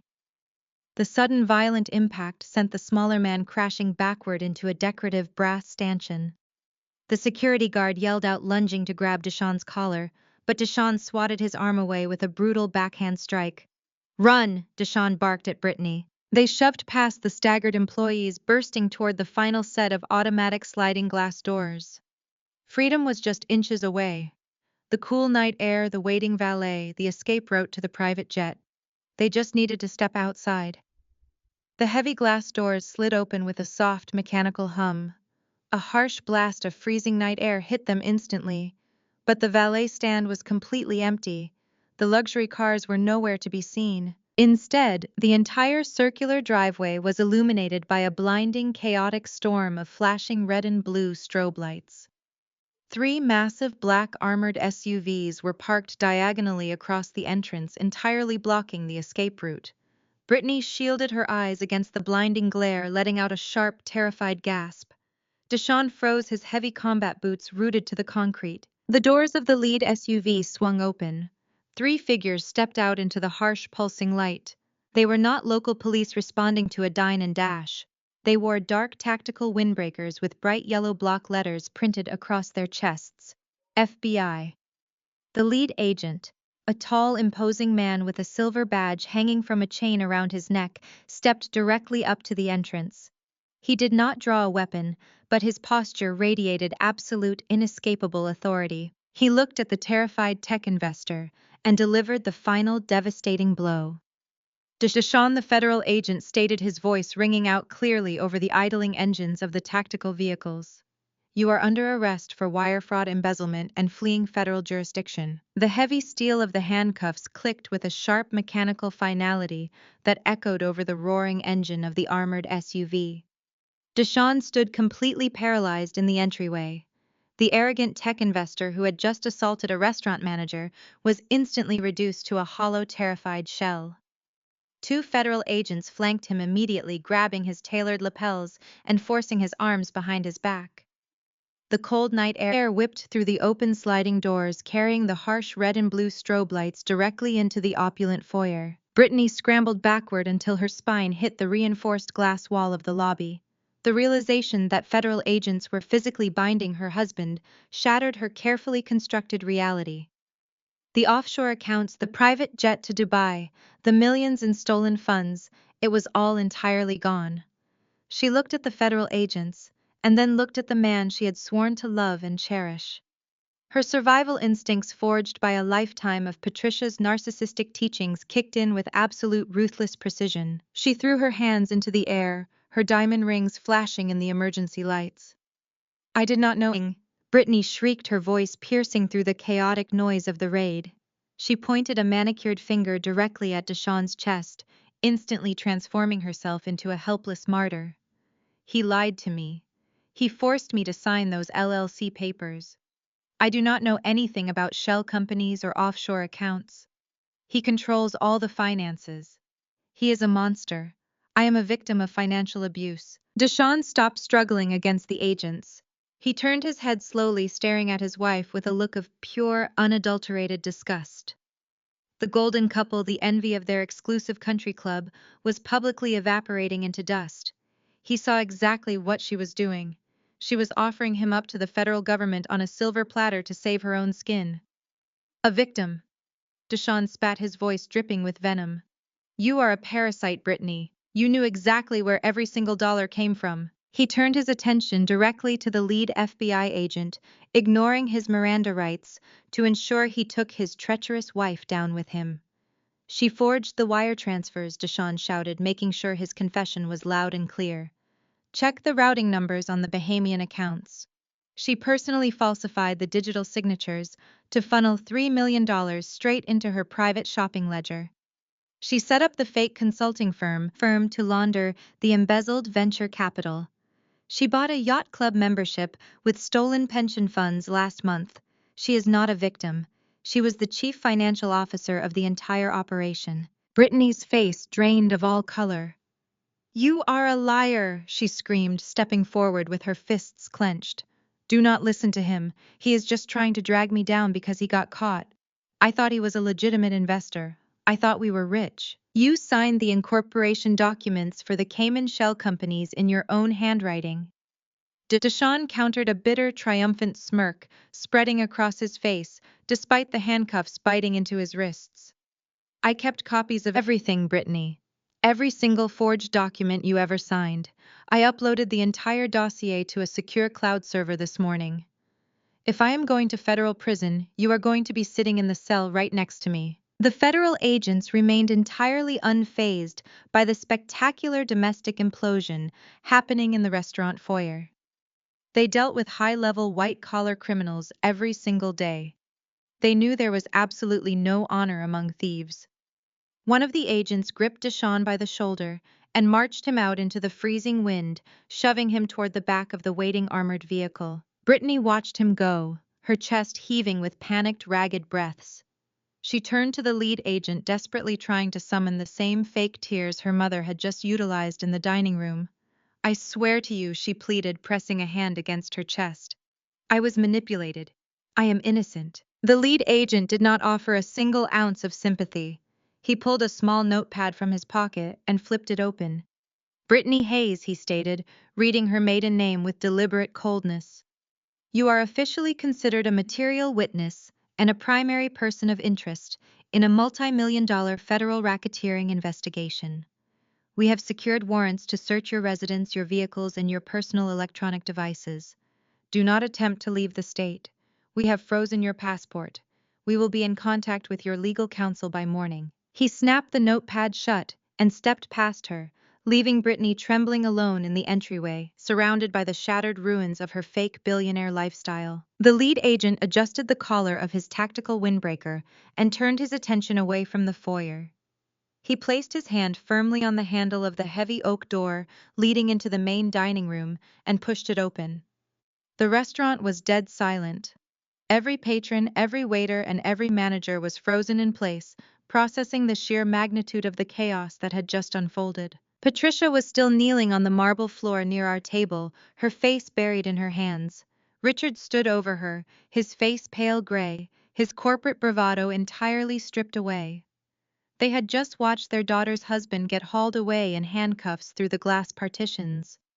They were cornered, trapped in a luxury restaurant with a declined credit card and a destroyed reputation. The heavy boots of the federal agent echoed loudly against the marble as he marched straight down the center aisle. He bypassed the terrified patrons and the stunned staff. He did not look at Genevieve. He did not look at William. He walked directly toward the table where Richard and Patricia were cowering. The agent stopped 2 feet away from the trembling couple. He reached into his tactical vest and pulled out a thick folded stack of official legal documents. The papers were stamped with the heavy blue seal of the federal court. "We also have a warrant for Richard and Patricia based on new DNA evidence regarding a 32-year-old cold case." The words "regarding a 32-year-old cold case" hung in the stagnant air of the dining room like a physical death sentence. Patricia let out a high, thin wail and curled into a tight ball on the marble floor, completely paralyzed by the realization that her deepest, darkest secret had just been dragged into the harsh, unforgiving light. But Richard was a different breed of monster. He was a man who had spent his entire adult life bullying his way out of consequences, intimidating his subordinates and utilizing his stolen wealth as a heavy, blunt instrument to crush anyone who dared to question his authority. His survival instinct was not flight. It was pure, unadulterated financial arrogance. He truly believed with every fiber of his being that there was absolutely no problem on earth that a large enough check could not instantly resolve. Richard squared his shoulders, attempting to pull his tailored suit jacket straight. He ignored his sobbing wife on the floor and locked eyes with the lead federal agent. His face was flushed a dangerous shade of crimson, but he forced a condescending smirk onto his lips. "You federal boys always love a theatrical entrance." Richard scoffed, his voice booming across the silent restaurant, as if he were addressing a room full of reprimanded employees. You come in here flashing your badges and throwing around ridiculous accusations based on fabricated DNA evidence. Do you have any idea who you are dealing with? I am a pillar of this community. I am a major political donor. I play golf with the district attorney. You are making a catastrophic career mistake. The lead FBI agent did not flinch. He did not blink. He simply reached to his tactical belt and unclipped a pair of heavy steel handcuffs. Turn around and place your hands behind your back, Richard. You can explain your golf schedule to the federal magistrate in the morning. I am not spending a single minute in a holding cell, you glorified mall cop, Richard barked, taking a defiant step backward. You want to arrest me? Fine. Go ahead and process the paperwork. But I am posting bail tonight. I do not care if the judge sets it at $10 million. I am writing a check and I am walking out the front doors of your precinct before the ink even dries. Richard plunged his thick hand into the inner pocket of his suit jacket. The three federal agents instantly tensed, dropping their hands to their holstered sidearms, but Richard slowly and deliberately pulled out his heavy platinum-encased smartphone. He held it up like a protective shield. Stand up, Patricia, Richard commanded, kicking his wife lightly in the leg. Stop crying on the floor like a pathetic peasant. Let them arrest us. We have the Cayman Island accounts. We have absolute liquidity. I am wiring $10 million to our legal retainer right now. We are untouchable. He looked over the agent's shoulder and locked his manic, bulging eyes on me. A cruel, vicious sneer twisted his features. He could not resist the urge to gloat, to twist the knife one last time to prove his absolute superiority over the child he had stolen and tormented. You think you won? Nicole. Richard spat his thumbs, swiping aggressively across his phone screen as he opened his encrypted banking application. You think bringing your billionaire blood relatives here changes anything? My empire was built on your miserable existence. You funded my entire life. Genevieve took a sharp step forward, her eyes blazing with maternal fury. But William placed a gentle, restraining hand on her arm. He watched Richard with the cold, detached fascination of a man observing a rat walk willingly into a trap. 32 years ago, your pathetic excuse for a mother could not even successfully extort your family, Richard boasted, entirely ignoring the federal agents recording his every word. But I was smart. Before the FBI locked down the hospital, I cornered the chief administrator. I threatened to expose their catastrophic security failure to the press. They handed me $200,000 in untraceable hush money just to keep my mouth shut while the feds searched the building. That was my seed money. You bought my first house, Nicole. He tapped a secure password into his phone, his breathing heavy and ragged. And then 10 years later, when you were 7 years old, you were involved in that terrible school bus accident. Richard continued, a sick, nostalgic smile crossing his face. Do you remember that, Nicole? Do you remember the shattered femur? The agony? The insurance company paid out a massive $2 million settlement meant for your lifelong reconstructive surgeries and physical therapy. I felt my stomach churn as the memory of my childhood pain flared in my mind. I had walked with a severe, painful limp for 3 years, while Richard claimed the insurance company had denied our claims. I took every single penny of your medical settlement. Richard laughed, his eyes fixed on the loading screen of his offshore banking app. I funneled it straight into an impenetrable Cayman Islands trust fund. I let you walk around on a crooked leg while I bought my first yacht.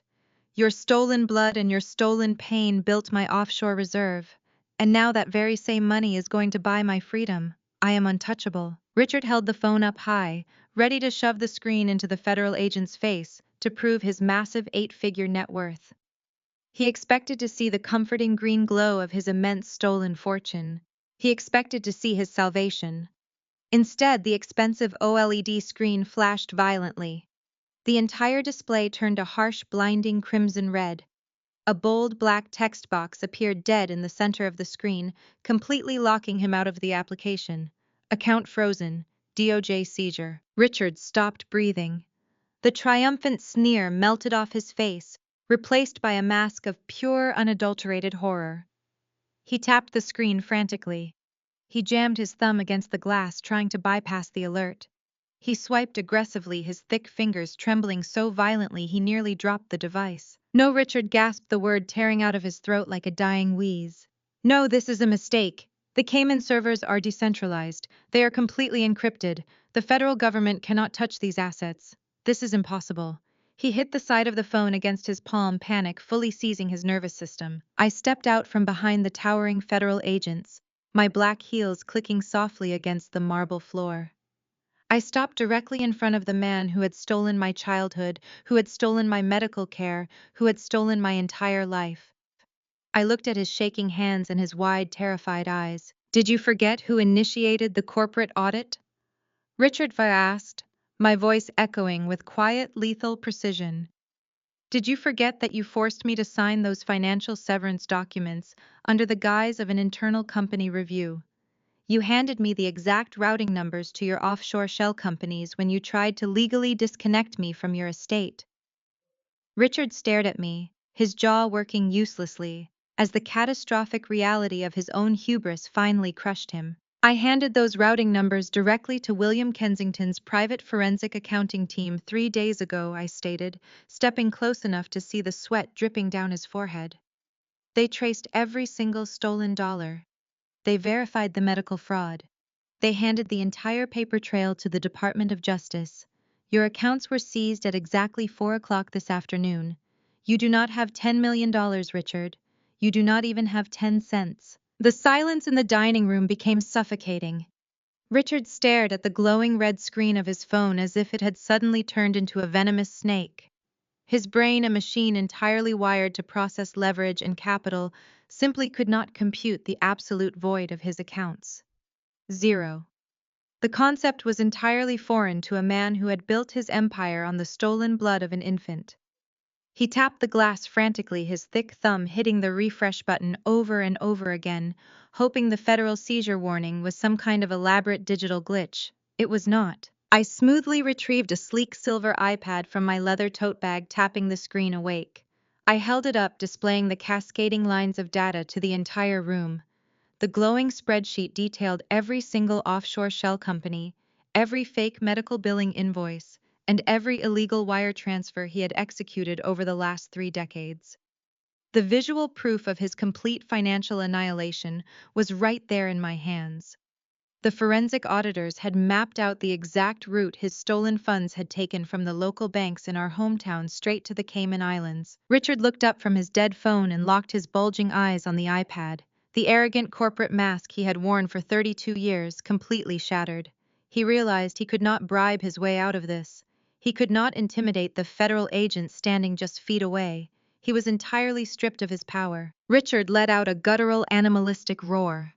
The sound tore from his throat, echoing violently off the vaulted ceilings of the restaurant. His tailored suit jacket strained against his broad shoulders as he lunged forward. He abandoned all pretense of being a civilized high society patriarch. In his desperate, broken mind, destroying the glass screen in my hands equated to destroying the federal evidence against him. He charged at me, his hands hooked into violent, grasping claws. "You ungrateful, pathetic brat!" Richard screamed, spittle flying from his lips as he closed the distance between us. "I put a roof over your head. I paid your hospital bills. I fed you every single day of your miserable life. You were nothing but a broken, defective liability, and I maintained you. You owe us your life. You owe me everything. You would have died in a freezing gutter if we had not taken you in. We saved you from the trash, and this is how you repay us." How, as a massive man, fueled by pure adrenaline and the terrifying realization that he was about to spend the rest of his life in a federal penitentiary. He swung his heavy arm forward, aiming directly for the tablet in my hands, his face twisted into a mask of pure, unadulterated violence. I did not take a single step backward. I did not flinch or brace for impact. I simply held my ground, watching the pathetic man rush toward his own demise. Before Richard could even cross the remaining 3 feet between us, a massive shadow detached itself from the perimeter of our table. William Kensington's personal head of security, a terrifyingly calm man named Marcus, moved with lethal, blinding speed. Marcus had been standing completely still for the entire dinner, blending into the background like a piece of the architecture. He did not yell or issue a verbal warning. He simply intercepted Richard mid-lunge. Marcus grabbed Richard by the collar of his expensive Italian suit and the belt line of his trousers. Using Richard's own aggressive forward momentum against him, Marcus effortlessly spun the heavier man around and drove him face first into the hard marble floor. The impact sounded like a cracking whip. The air rushed out of Richard's lungs in a loud, pathetic wheeze. Marcus dropped his heavy, tactical knee precisely between Richard's shoulder blades, pinning him to the floor with an immovable mechanical force.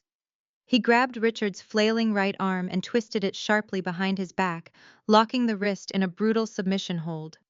Richard thrashed wildly against the polished stone, his cheek pressed into a puddle of spilled red wine, but he could not move a single inch. His expensive watch scraped against the marble as he let out a muffled groan of pain. The lead federal agent stepped forward immediately, pulling a heavy set of tactical zip ties from his vest. He looked down at the writhing, disgraced billionaire with utter contempt. Resisting a federal officer and attempting to destroy evidence. The agent noted his voice completely devoid of emotion as he secured Richard's wrists together. Add those charges to the federal indictment. You have the right to remain silent, Richard. I highly suggest you start using it immediately. Patricia watched the entire violent sequence unfold from her position on the floor. Her wide, terrified eyes darted from her husband's bleeding face pressed against the marble to the federal agents closing in around their table. She looked at the heavy steel handcuffs glinting under the restaurant chandeliers. She looked at the flashing red and blue strobe lights illuminating the front windows of the building. The walls of her fabricated reality were violently collapsing inward. There was no country club to escape to. There was no offshore account left to drain. There was no Arthur Vance to forge a new identity. Brittany had abandoned her. Deshawn was already in custody. She was entirely out of options. Patricia let out a sharp, ragged gasp. Her hands flew to her chest, clawing frantically at the fabric of her designer silk dress. She locked eyes with me, her face contorting into a mask of sudden, absolute agony. Her breathing turned into a series of harsh, shallow wheezes. She pitched forward, entirely collapsing onto the dining room floor, gasping desperately for air, as the federal agents finally moved in to secure the perimeter. Patricia thrashed against the cold marble, her manicured fingernails scratching desperately at the polished stone. She arched her back, forcing a series of wet, rattling coughs from her throat. My heart, she shrieked, her voice piercing through the heavy tension of the restaurant. Someone call an ambulance. I cannot breathe. It is my heart. She squeezed her eyes shut tightly, forcing out a few dramatic tears that instantly ruined her immaculate mascara. Richard remained pinned to the floor by Marcus, completely ignoring his wife's supposed medical emergency. He only cursed the federal agents securing the heavy plastic zip ties around his wrists, his face smashed against the unforgiving stone. Patricia amplified her performance, clutching her left arm and rolling onto her side. She wailed with the practiced desperation of a woman who had spent decades weaponizing her fragility to escape accountability. She expected the room to freeze. She expected the federal agents to drop their warrants and rush to her aid. She expected the sheer spectacle of a wealthy socialite dying on the floor of a luxury restaurant to instantly halt the wheels of justice and secure her a comfortable private hospital suite instead of a concrete holding cell. But the only person truly moving in the dining room was her own daughter. Brittany stood near the shattered remains of the glass partition, her eyes darting frantically around the chaotic scene. Her husband Deshawn was already locked in the back of a federal vehicle. Her father was immobilized and bleeding onto the floor. Her mother was screaming about cardiac arrest. Brittany did not rush forward to hold Patricia's hand. She did not cry out in panic or beg the agents to save the woman who had given birth to her. Instead, she calculated her odds of survival with cold reptilian precision. She watched the lead FBI agent turn his back to secure Richard. She saw the tactical team fanning out toward the front entrances to manage the growing crowd of onlookers outside. Slowly, deliberately, Brittany took a step backward into the shadows. She slipped off her diamond-encrusted high heels, dropping them silently onto the carpeted section of the dining room to mask her footsteps. With her mother wailing in the center of the room, acting as the perfect acoustic cover, Brittany inched her way toward the swinging double doors leading to the restaurant's kitchen. It was the ultimate display of the toxic survival instincts Patricia had instilled in her from birth. Patricia had taught her daughter that loyalty was a transaction and love was a currency to be spent only when profitable. If the ship was sinking, you stepped on whoever you needed to in order to reach a lifeboat, even if it was your own mother gasping on the floor. Brittany reached the kitchen door, pushing it open just a fraction of an inch, her eyes fixed entirely on the red emergency exit sign, glowing faintly in the back alley corridor. She was perfectly willing to leave Patricia to rot. The lead federal agent sighed heavily, dragging his hand across his face. He pulled the radio from his tactical vest, pressing the transmission button with practiced annoyance. "We need an EMT unit at the main entrance," he barked into the microphone, his eyes scanning the room. "We have a female suspect claiming cardiac distress. Expedite the medical team but maintain the perimeter. Nobody leaves this building, and that includes the daughter trying to sneak into the kitchen." Brittany froze as two armed agents immediately flanked the swinging doors, cutting off her escape route. She dropped her head in total defeat, trapped like a rat. The lead agent stepped toward Patricia, looking down at her thrashing form with blatant skepticism. He had arrested enough high-level white-collar criminals to know a panic-induced theatrical display when he saw one. Every corrupt executive suddenly developed chest pains the second the handcuffs came out. But federal protocol dictated he treat it as a legitimate medical crisis until proven otherwise. Before the agent could kneel down to initiate standard first aid, Genevieve Kensington moved past him. The elegant matriarch of the Kensington family possessed an aura of absolute unshakable authority that parted the federal agents like the Red Sea. Before she had married into billionaire wealth and taken over the philanthropic wing of the Kensington Empire, Genevieve had spent 15 grueling years as a premier trauma surgeon at Johns Hopkins Hospital. She had pulled gunshot victims from the brink of death. She had operated under the most chaotic high-stakes conditions imaginable. She knew exactly what a dying human body looked like, and more importantly, she knew exactly what a cornered liar looked like. "Stand down, agent," Genevieve commanded, her voice projecting with crisp, surgical precision. "Allow me. I am a licensed medical professional." The federal agent immediately stepped back, recognizing the tone of someone intimately used to commanding an operating room. Genevieve knelt gracefully onto the marble floor, her silk evening gown pooling around her knees, completely unconcerned with the spilled wine or the dust. She did not coddle Patricia. She did not offer soothing words of comfort or panic over the dramatic wailing. Her hands moved with lightning-fast clinical accuracy. She gripped Patricia's flailing wrist, pressing her fingers firmly against the radial pulse point. She placed her other hand flat against Patricia's heaving chest, feeling the rhythm of her breathing and the steady, strong beat of her heart beneath the expensive silk fabric. Patricia kept her eyes squeezed shut, continuing to whimper and thrash, hoping this unexpected medical intervention would validate her performance. She let out another dramatic, rattling gasp, throwing her head back against the marble and clutching her throat as if her airway were collapsing. She was playing to the gallery, desperate for anyone to pity her. Genevieve's face remained entirely impassive. A cold, analytical mask settled over her features. She tracked the steady resting pulse rate under her fingers.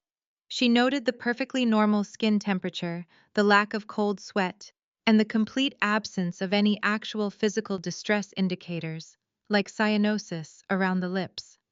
The performance was pathetic, a medically inaccurate display of panic that would not have fooled a first-year nursing student. Genevieve leaned forward, closing the distance between them until her face was mere inches from Patricia's ear.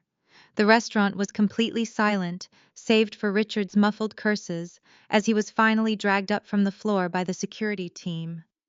Genevieve lowered her voice to a deadly, freezing whisper that only the two of them could hear, cutting through the fake sobbing with absolute lethal clarity. "Your heart rate is resting at a perfectly calm 82 beats per minute." Patricia Genevieve whispered, her tone dripping with absolute glacial contempt. "Your skin is warm and dry. Your oxygen saturation is flawless. You are not having a heart attack.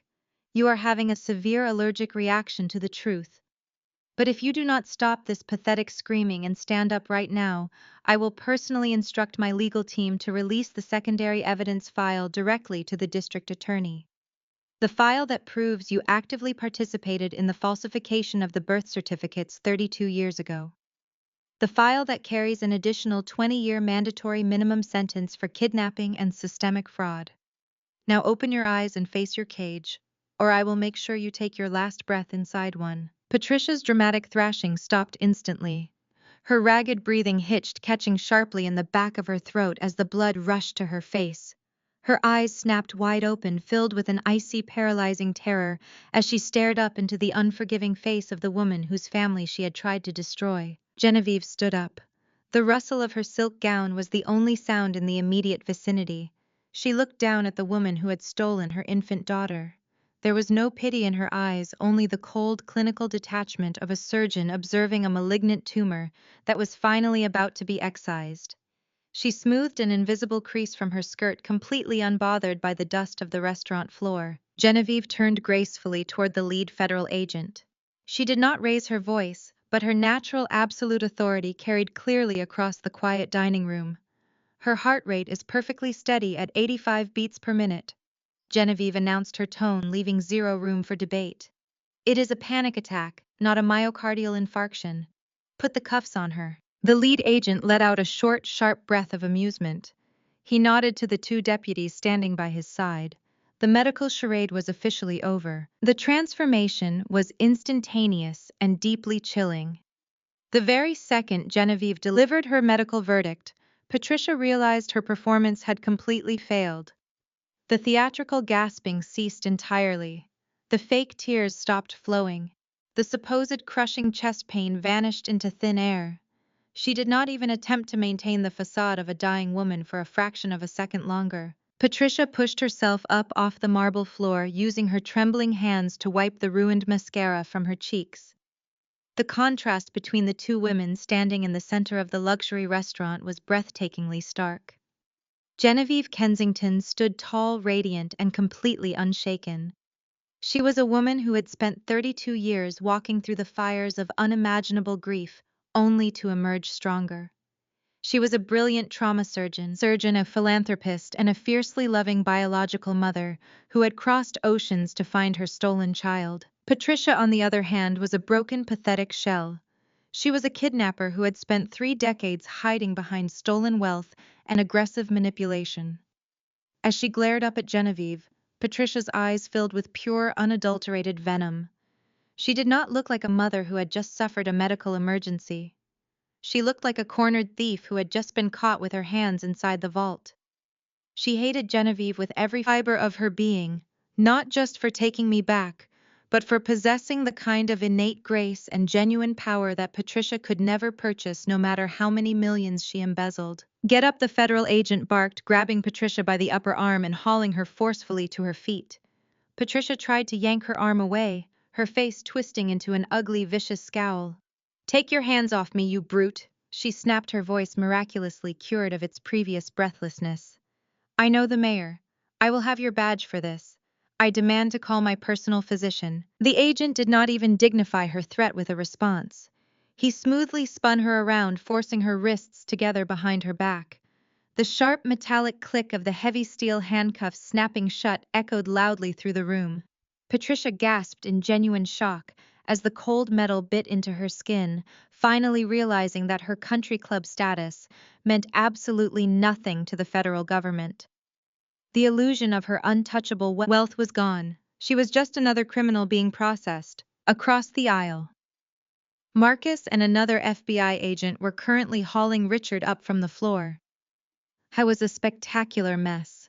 His expensive bespoke suit jacket was torn at the shoulder. His silk tie was ripped sideways, and a thin stream of blood trickled down his chin from where his face had met the hard marble floor.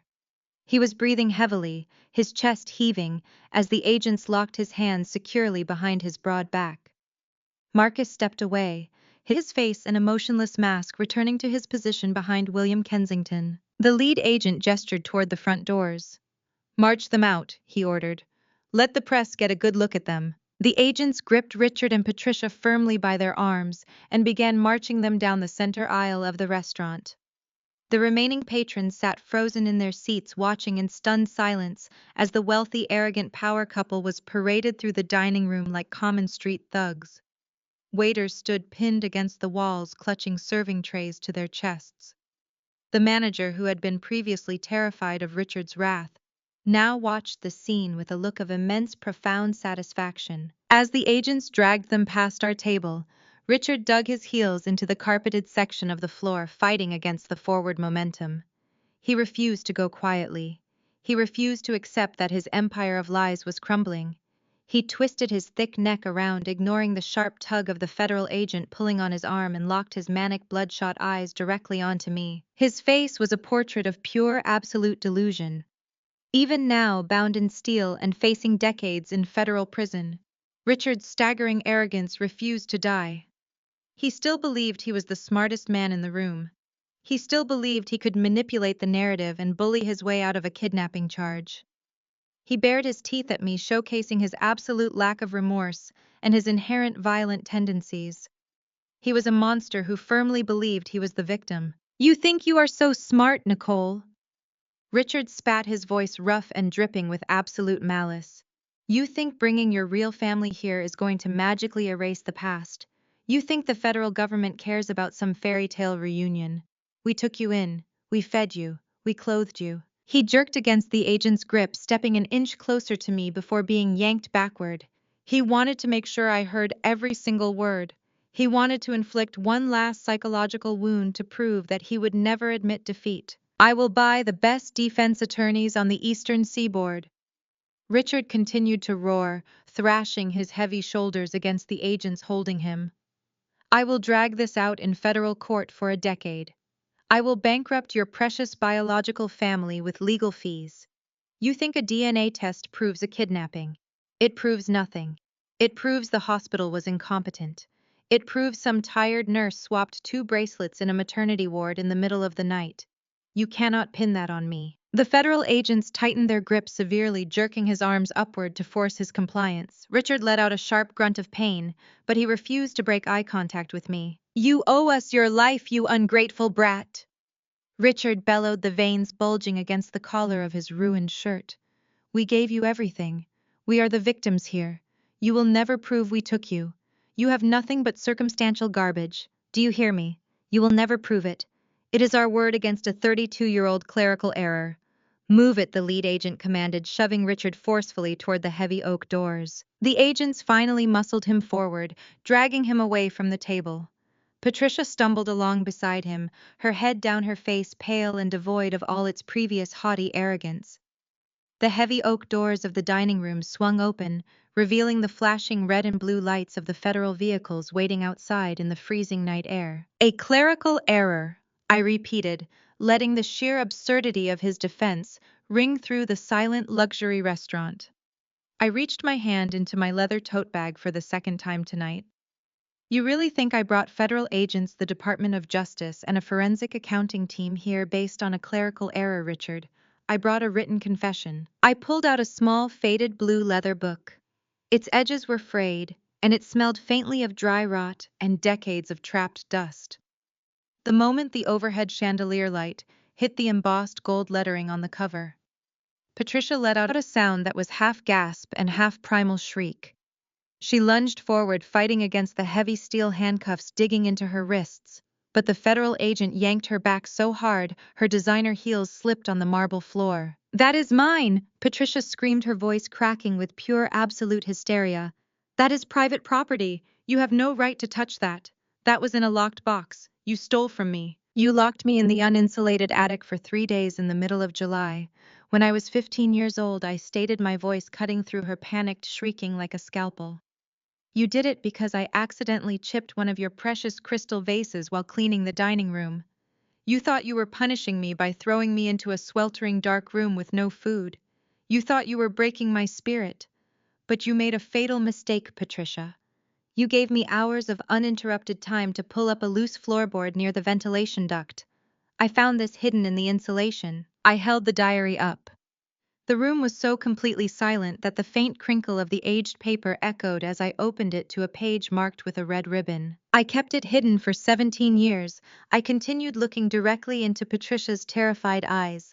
I read it 100 times, but the entries were always so paranoid and cryptic that I could never fully understand what you had done. I thought it was just the rambling of a deeply disturbed narcissist. It was not until the DNA test results came back from the Kensington estate last month that the puzzle pieces finally snapped together.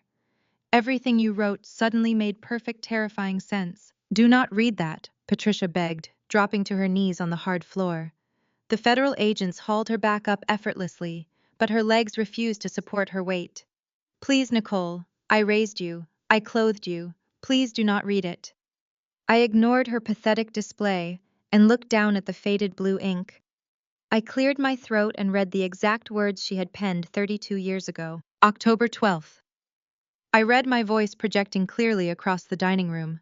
Richard is packing his bags. He says a marriage without an heir is a dead business venture. He called me defective. He told me he is filing for divorce by Friday. I cannot lose him. I cannot lose this lifestyle and go back to being nothing. The fertility specialist confirmed it again today. I am completely barren. My womb is a hostile environment. But I found a way to fix it. I found a way to make Richard stay forever. I paused, looking up from the page. Richard was staring at his wife, his face completely devoid of color. The arrogant billionaire who had just boasted about extorting the hospital was suddenly looking at Patricia with a sick, twisted realization. He had orchestrated the cover-up and taken the hush money, but Patricia had been the physical architect of the nightmare. I looked back down at the diary and continued reading. The hospital was in absolute chaos today because of a fire alarm in the West Wing. There was a baby in the maternity ward, a wealthy family's baby. They had a private room, but the nurses were all distracted by the evacuation protocols. I took her. It was so easy. I just wrapped her tightly in my heavy winter coat and walked right out the service elevator into the parking garage. Richard was furious when I brought her home, but then he saw the opportunity. He saw the leverage. He will never leave me now. We are bound by this secret forever. I secured my marriage today. I snapped the diary shut. The sharp sound cracked through the air like a gunshot. That is not a clerical error, Richard, I said, handing the diary directly to the lead FBI agent, who slipped it into a clear plastic evidence bag. That is premeditated kidnapping. That is a confession of systemic fraud and child abduction written in your wife's own handwriting. It proves you were entirely complicit. It proves you used my stolen life as a desperate transactional tool to save a failing marriage. Genevieve Kensington stepped forward, stopping right beside me. She looked at Patricia with a gaze so cold and heavy it could have frozen the ocean. She did not yell. She did not strike the woman who had stolen her infant daughter. The absolute power difference between the calm, elegant trauma surgeon and the sobbing, ruined kidnapper was breathtaking. You sold your soul to keep a man who despises you. Genevieve stated, her voice radiating absolute lethal authority. And you stole my daughter to do it. You will spend the rest of your miserable life in a federal cage, knowing that your entire existence was a fabricated lie. Take them out of my sight. The federal agents forcefully hauled Richard and Patricia toward the exit. The game was entirely over. There were no loopholes left. There was no amount of money that could suppress a written confession handed over to the Department of Justice. But as the agents dragged the screaming couple toward the front doors, a completely different kind of crisis was unfolding in the shadows near the back of the restaurant. Brittany was still standing frozen by the swinging kitchen doors.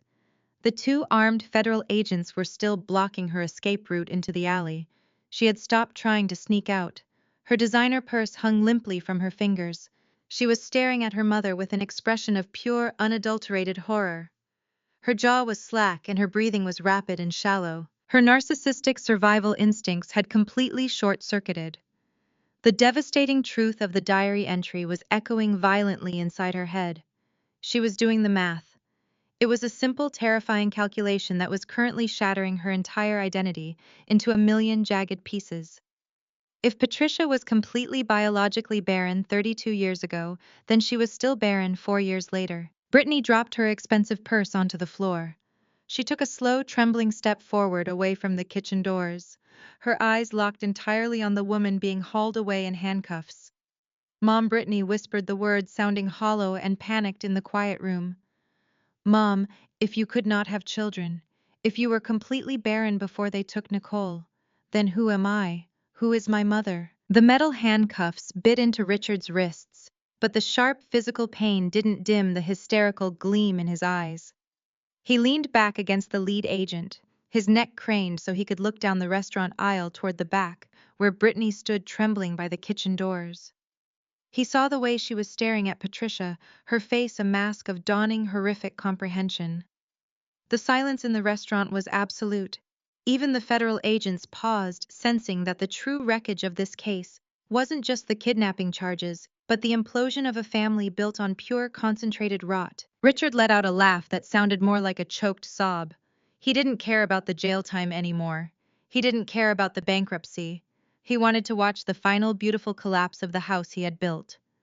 Brittany, don't be so naive, Richard roared, his voice echoing off the vaulted ceilings. You think your mother was barren. You think she kidnapped that girl just for me?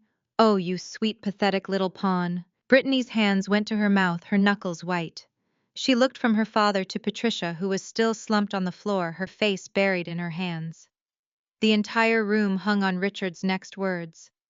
You weren't just a prop for the family image, Brittany. Richard continued, his voice dripping with sadistic glee. You were my insurance policy.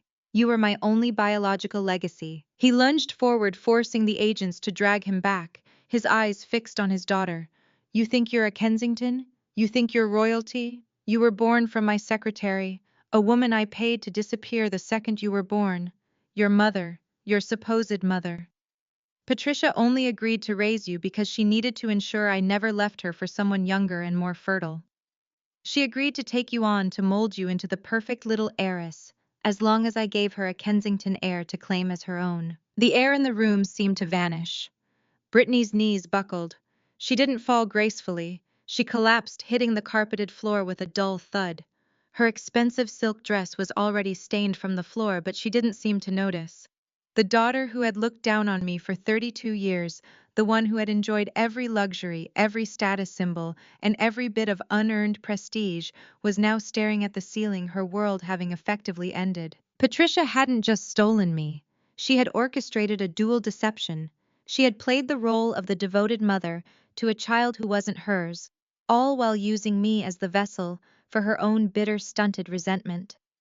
She was barren, and she had built a castle of lies to compensate for the biological reality she couldn't accept. Brittany, the golden child, was the living embodiment of Patricia's compromise with Richard. Deshawn, being led out by two agents toward the front entrance, stopped when he saw Brittany's breakdown. He looked back over his shoulder, his face twisted into a sneer of pure satisfaction. He had been a ruthless partner in their crimes, but he had always loathed the way the Kensington family looked down on him. Seeing Brittany reduced to a sobbing mess was the final victory he needed. Look at that! Deshawn shouted, his laughter harsh and jarring in the quiet restaurant. Look at the princess, all that arrogance, all that talk about being the rightful heir, and she's just a glorified bastard whose mother was a secretary. You really thought you were better than everyone else, didn't you? You weren't the golden child, Brittany. You were just the consolation prize. Brittany didn't respond. She was rocking slightly on her heels, her eyes vacant. Everything she had ever stood for, every condescending remark she had ever made about my background, and every ounce of superiority she had displayed, was exposed as a complete and utter fabrication. She had looked down on me for being not good enough, while she wasn't even who she claimed to be. Genevieve Kensington walked slowly toward the back of the room. She stood over Brittany, but there was no triumph in her posture, only a deep, weary sadness. She looked at the woman who had effectively replaced her own daughter, and then she looked at me. We had been two sides of the same coin, Brittany and I. I had been the stolen child living in the Kensington's wake, and she had been the manufactured child living in a lie. Now both of us were standing in the wreckage. Get up, Genevieve said, her voice softer but firm. You have a choice to make, Brittany. You can either be the victim of your parents' crimes, or you can start telling the truth. The FBI is going to want to know exactly what you knew about the shell companies and the offshore accounts. Every second you stay silent, you become more than just a victim, you become an accomplice. Brittany finally looked up. Her makeup was ruined, her hair was a disaster, and the cold, sharp brilliance that usually defined her was gone, replaced by a dull, aching confusion. She looked at Patricia, who was still sobbing on the marble, and then at Richard, who was being shoved toward the door. "I don't know who I am." Brittany whispered the words, barely audible. "That is the first honest thing you have said in your entire life," Genevieve replied. "That is the place where you start." I watched as the agents hauled them out. The heavy double doors swung shut behind them, leaving the dining room in a strange, heavy silence. The Kensingtons, the staff, the witnesses, everyone remained frozen, processing the absolute destruction of one of the most powerful families in the city. I looked at the diary still sitting in the evidence bag, then at the empty floor where my parents had just been. I had come here to find the truth, to reclaim the life that had been stripped from me, but I hadn't realized the collateral damage would be this total. Brittany began to crawl. It was a slow, pathetic movement across the floor. She reached the spot where her mother had dropped her diamond-encrusted shoes, and she picked one up, staring at it as if it were an artifact from a different alien civilization. The shoe, a symbol of everything she thought she was now, looked like nothing more than a scrap of leather and plastic. I walked over to her. I didn't reach out a hand. I didn't offer comfort. I stood above her, the woman she had spent her life trying to sabotage, the woman who had grown up in the shadows so she could sit on a throne of lies. "You wanted the truth, Brittany," I asked. "Here it is. Your mother was a thief who stole a child to keep a husband, and your father was a coward who kept you as a contingency plan. You aren't the heir to anything. You're just a witness." She turned her head to look at me, and in those eyes I saw not the venom of her mother, but the empty, hollow stare of someone who had lost her map, her compass, and her sense of gravity, all at once. She pulled herself up to a standing position, wobbling on her feet, and brushed the wine stains from her dress with a manic intensity. Her gaze flicked toward the kitchen doors, then toward the main exit, but she was trapped. There was nowhere to run. The lie had finally run out of runway. I turned my back on her and walked toward Genevieve.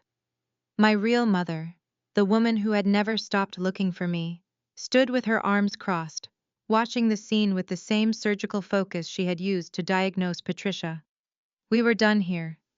The truth was out, the villains were in chains, and the pieces of our lives were lying shattered on the floor, waiting to be picked up. I reached Genevieve and took her hand. It was cold but steady. We didn't need words. The Duyan Mao, 124. Docs and Duyan Mao, 224. Docs files were finally closed, the secrets they contained no longer leverage in the hands of monsters.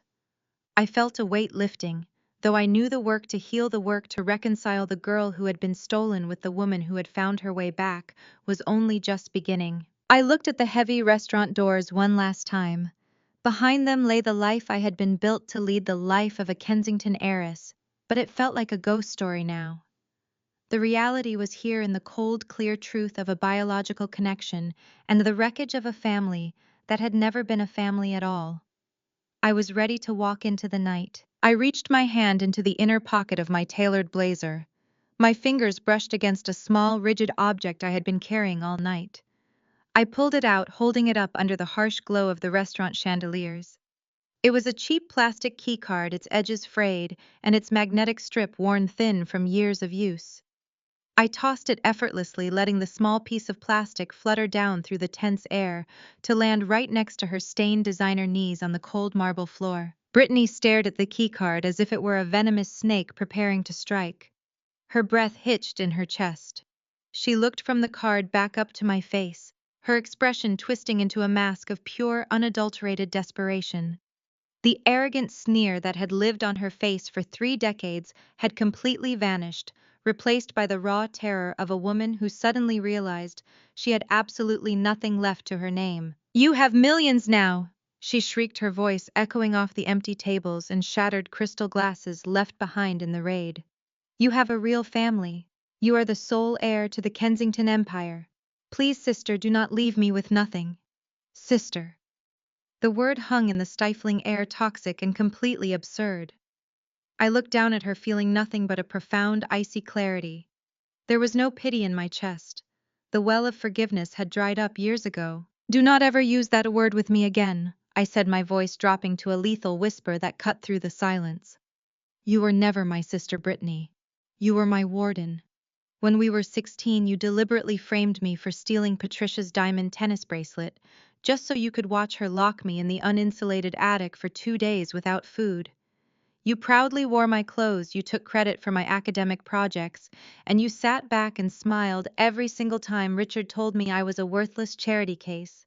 You knew I was treated like a stray dog, and you reveled in it because pushing me down was the only way you knew how to pull yourself up. You loved the power dynamic. You loved watching me suffer. But I did not know," she sobbed, grabbing frantically at the hem of my tailored pants. Her manicured nails dug into the expensive fabric. "I did not know they stole you. I thought I was their biological daughter. I thought I belonged in that house." "Ignorance is not innocence," I replied, taking a sharp step back, so her hand slipped off my clothing and slapped against the hard floor. "You might not have known the exact mechanical details of my kidnapping, but you absolutely knew how to exploit the cruelty of my situation. You happily spent the trust fund money that belonged to my family. You drove the luxury cars bought with extorted hospital funds. You built your entire superiority complex on a foundation of abuse that you actively and eagerly participated in." Outside the floor-to-ceiling windows, the scene was a chaotic blur of federal law enforcement executing their final maneuvers. The heavy red and blue lights from the police cruisers flashed relentlessly, painting the upscale dining room in alternating washes of harsh, blinding color.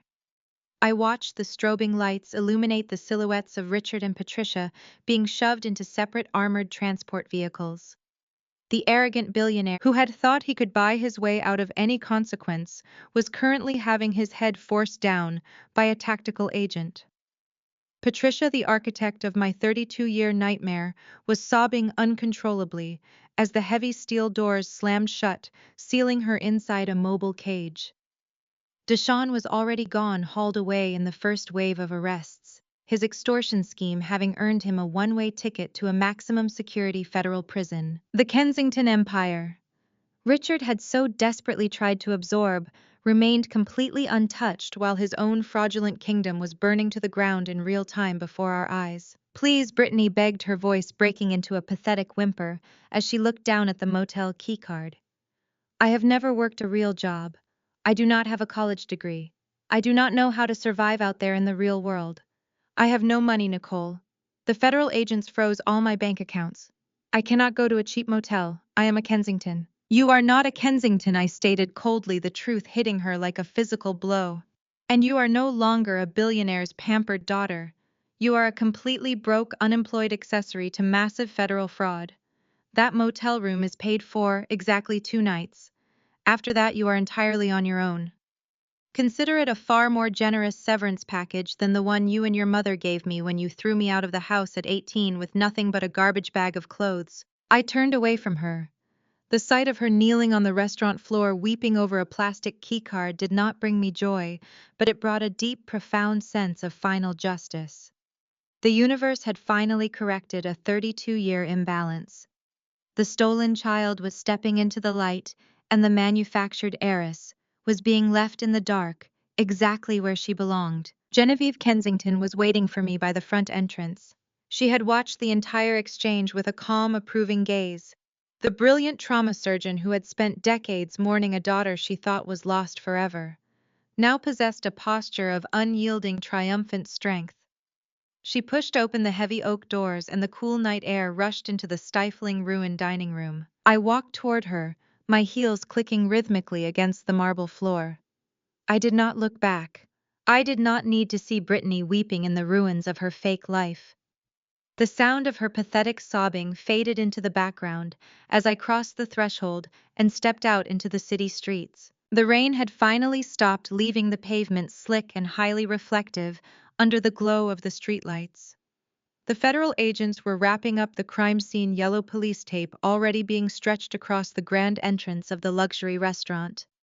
Reporters and news vans were swarming the outer perimeter, their cameras flashing like lightning storms as they tried to capture the fallout of the decade's biggest corporate scandal. "Are you ready?" Genevieve asked, handing me a thick cashmere coat to ward off the midnight chill.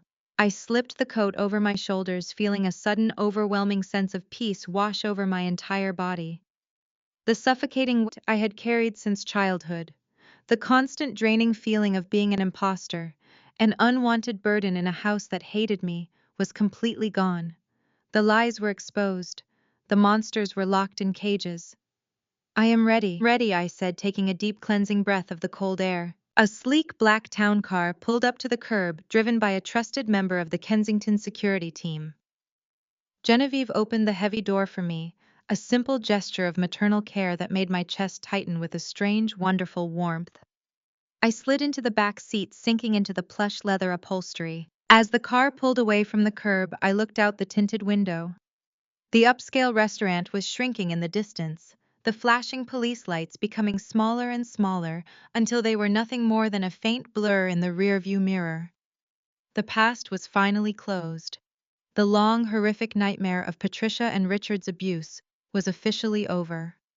I was Nicole Kensington, and for the very first time in my entire life, I was exactly where I was supposed to be. It was not a weapon or a hidden recording device. It was a crisp, neatly folded piece of bank paper. I flicked it open with a sharp snap of my wrist. The bold black ink spelling out $5,000 seemed to mock the absolute devastation surrounding us. It was the severance of kinship check. Richard had aggressively slid across the linen tablecloth at the very beginning of this dinner.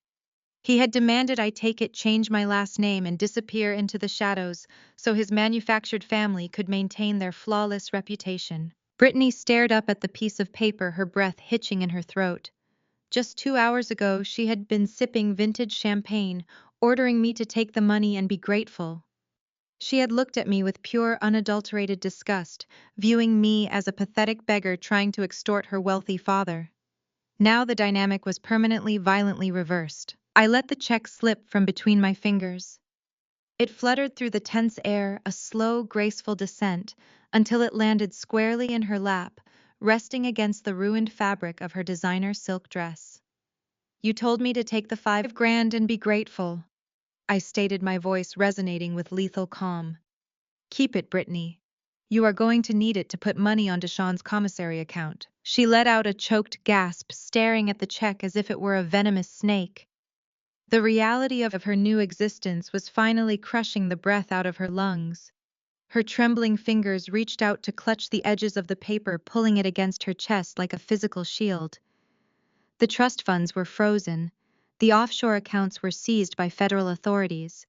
The sprawling estates and luxury cars were currently being locked down by the Department of Justice. That single piece of paper bearing Richard's fraudulent signature was likely the only liquid currency she would see for the next decade. She had gone from a billionaire heiress to a destitute accomplice in a single evening. I did not wait for her to respond. I did not offer a hand to help her off the floor. I simply turned my back on the wreckage of my abusers and walked away. Genevieve Kensington was waiting near the grand entrance, her posture radiating absolute authority and maternal pride. Beside her stood a man I had only seen in high-profile business magazines and old newspaper clippings. William Kensington, my biological father. He possessed the same sharp jawline and piercing eyes that I saw in the mirror every single morning. He had spent 32 grueling years utilizing his vast resources to hunt down the woman who had stolen his infant daughter. William did not speak immediately. He stepped forward, closing the distance between us. He looked past my shoulder toward the back of the restaurant where Brittany remained crumpled on the floor. His expression held no pity, only a cold, clinical satisfaction that the parasites who had tortured his child were finally eradicated. Then he looked at me, and the ice in his eyes completely melted, replaced by a profound, overwhelming warmth. "It is time to go home, Nicole," he said, his voice thick with emotion, holding out his arm. I walked toward them, leaving the shattered remains of my fake life behind. I linked my right arm through William's and my left arm through Genevieve's. We moved together as a unified, unbreakable front. The physical sensation of holding on to them was entirely foreign. With Richard and Patricia, public appearances were rigid performative exercises built on a foundation of transactional fear. With William and Genevieve, there was only unconditional grounding support.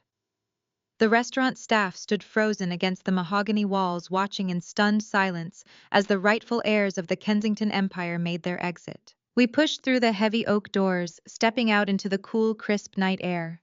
The storm had passed, leaving the city streets slick and highly reflective.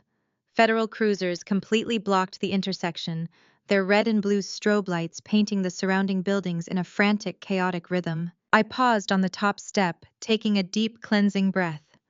For 32 years, I had been suffocated by Patricia's impossible standards and Richard's casual cruelty. I had been made to feel defective, unworthy, and completely unlovable. They had tried to break my spirit, so I would never have the strength to look for the truth. But their relentless abuse had only forged me into a weapon perfectly designed to dismantle their entire criminal enterprise. Across the street, Patricia was being forcefully guided into the back of an armored transport vehicle. She looked over her shoulder one last time, her ruined makeup streaming down her face. She saw me standing at the top of the stairs, flanked by two of the most powerful people in the country. The absolute despair in her eyes was a masterpiece. She knew she had lost everything. Her husband despised her. Her fake daughter was destitute. Her stolen child was the exact instrument of her total destruction. The heavy steel door slammed shut, cutting off her view forever. A sleek black chauffeured Maybach glided smoothly to the curb, stopping precisely at the bottom of the stairs. The driver immediately stepped out, opening the rear door with practiced efficiency. William guided me down the steps, his presence steady and protective. Genevieve slid into the luxurious interior, first followed by me. The leather seats were warm, the cabin completely insulated from the chaotic noise of the police sirens and shouting reporters gathering at the police barricades. As the driver closed the door, sealing us in quiet luxury, I looked out the tinted window. The upscale restaurant looked small now, just a brick and glass tomb holding the ghosts of my past. Brittany was still inside, completely alone, facing a future devoid of the privilege she had so arrogantly wielded like a weapon. Richard and Patricia were headed to federal processing, where their extorted money could no longer buy their salvation. The Maybach pulled away from the curb, merging seamlessly into the city traffic. I leaned back against the headrest, feeling the subtle vibration of the powerful engine. There were no more lies to uncover. There were no more secrets to fear. The girl who was stolen had finally reclaimed her crown. I closed my eyes, letting the rhythm of the road carry me toward my new authentic life. The most profound lesson from this story is that your true worth is never defined by those who refuse to see it. For decades, Nicole was manipulated by a toxic family that used her to mask their own dark insecurities. However, her journey reveals that walking away from abusers is not a failure, but the ultimate display of strength. We cannot heal in the exact environment that broke us. Real empowerment comes from reclaiming your identity, enforcing strict boundaries, and surrounding yourself with unconditional love. Share the hardest boundary you have ever had to set with a toxic person and comment below.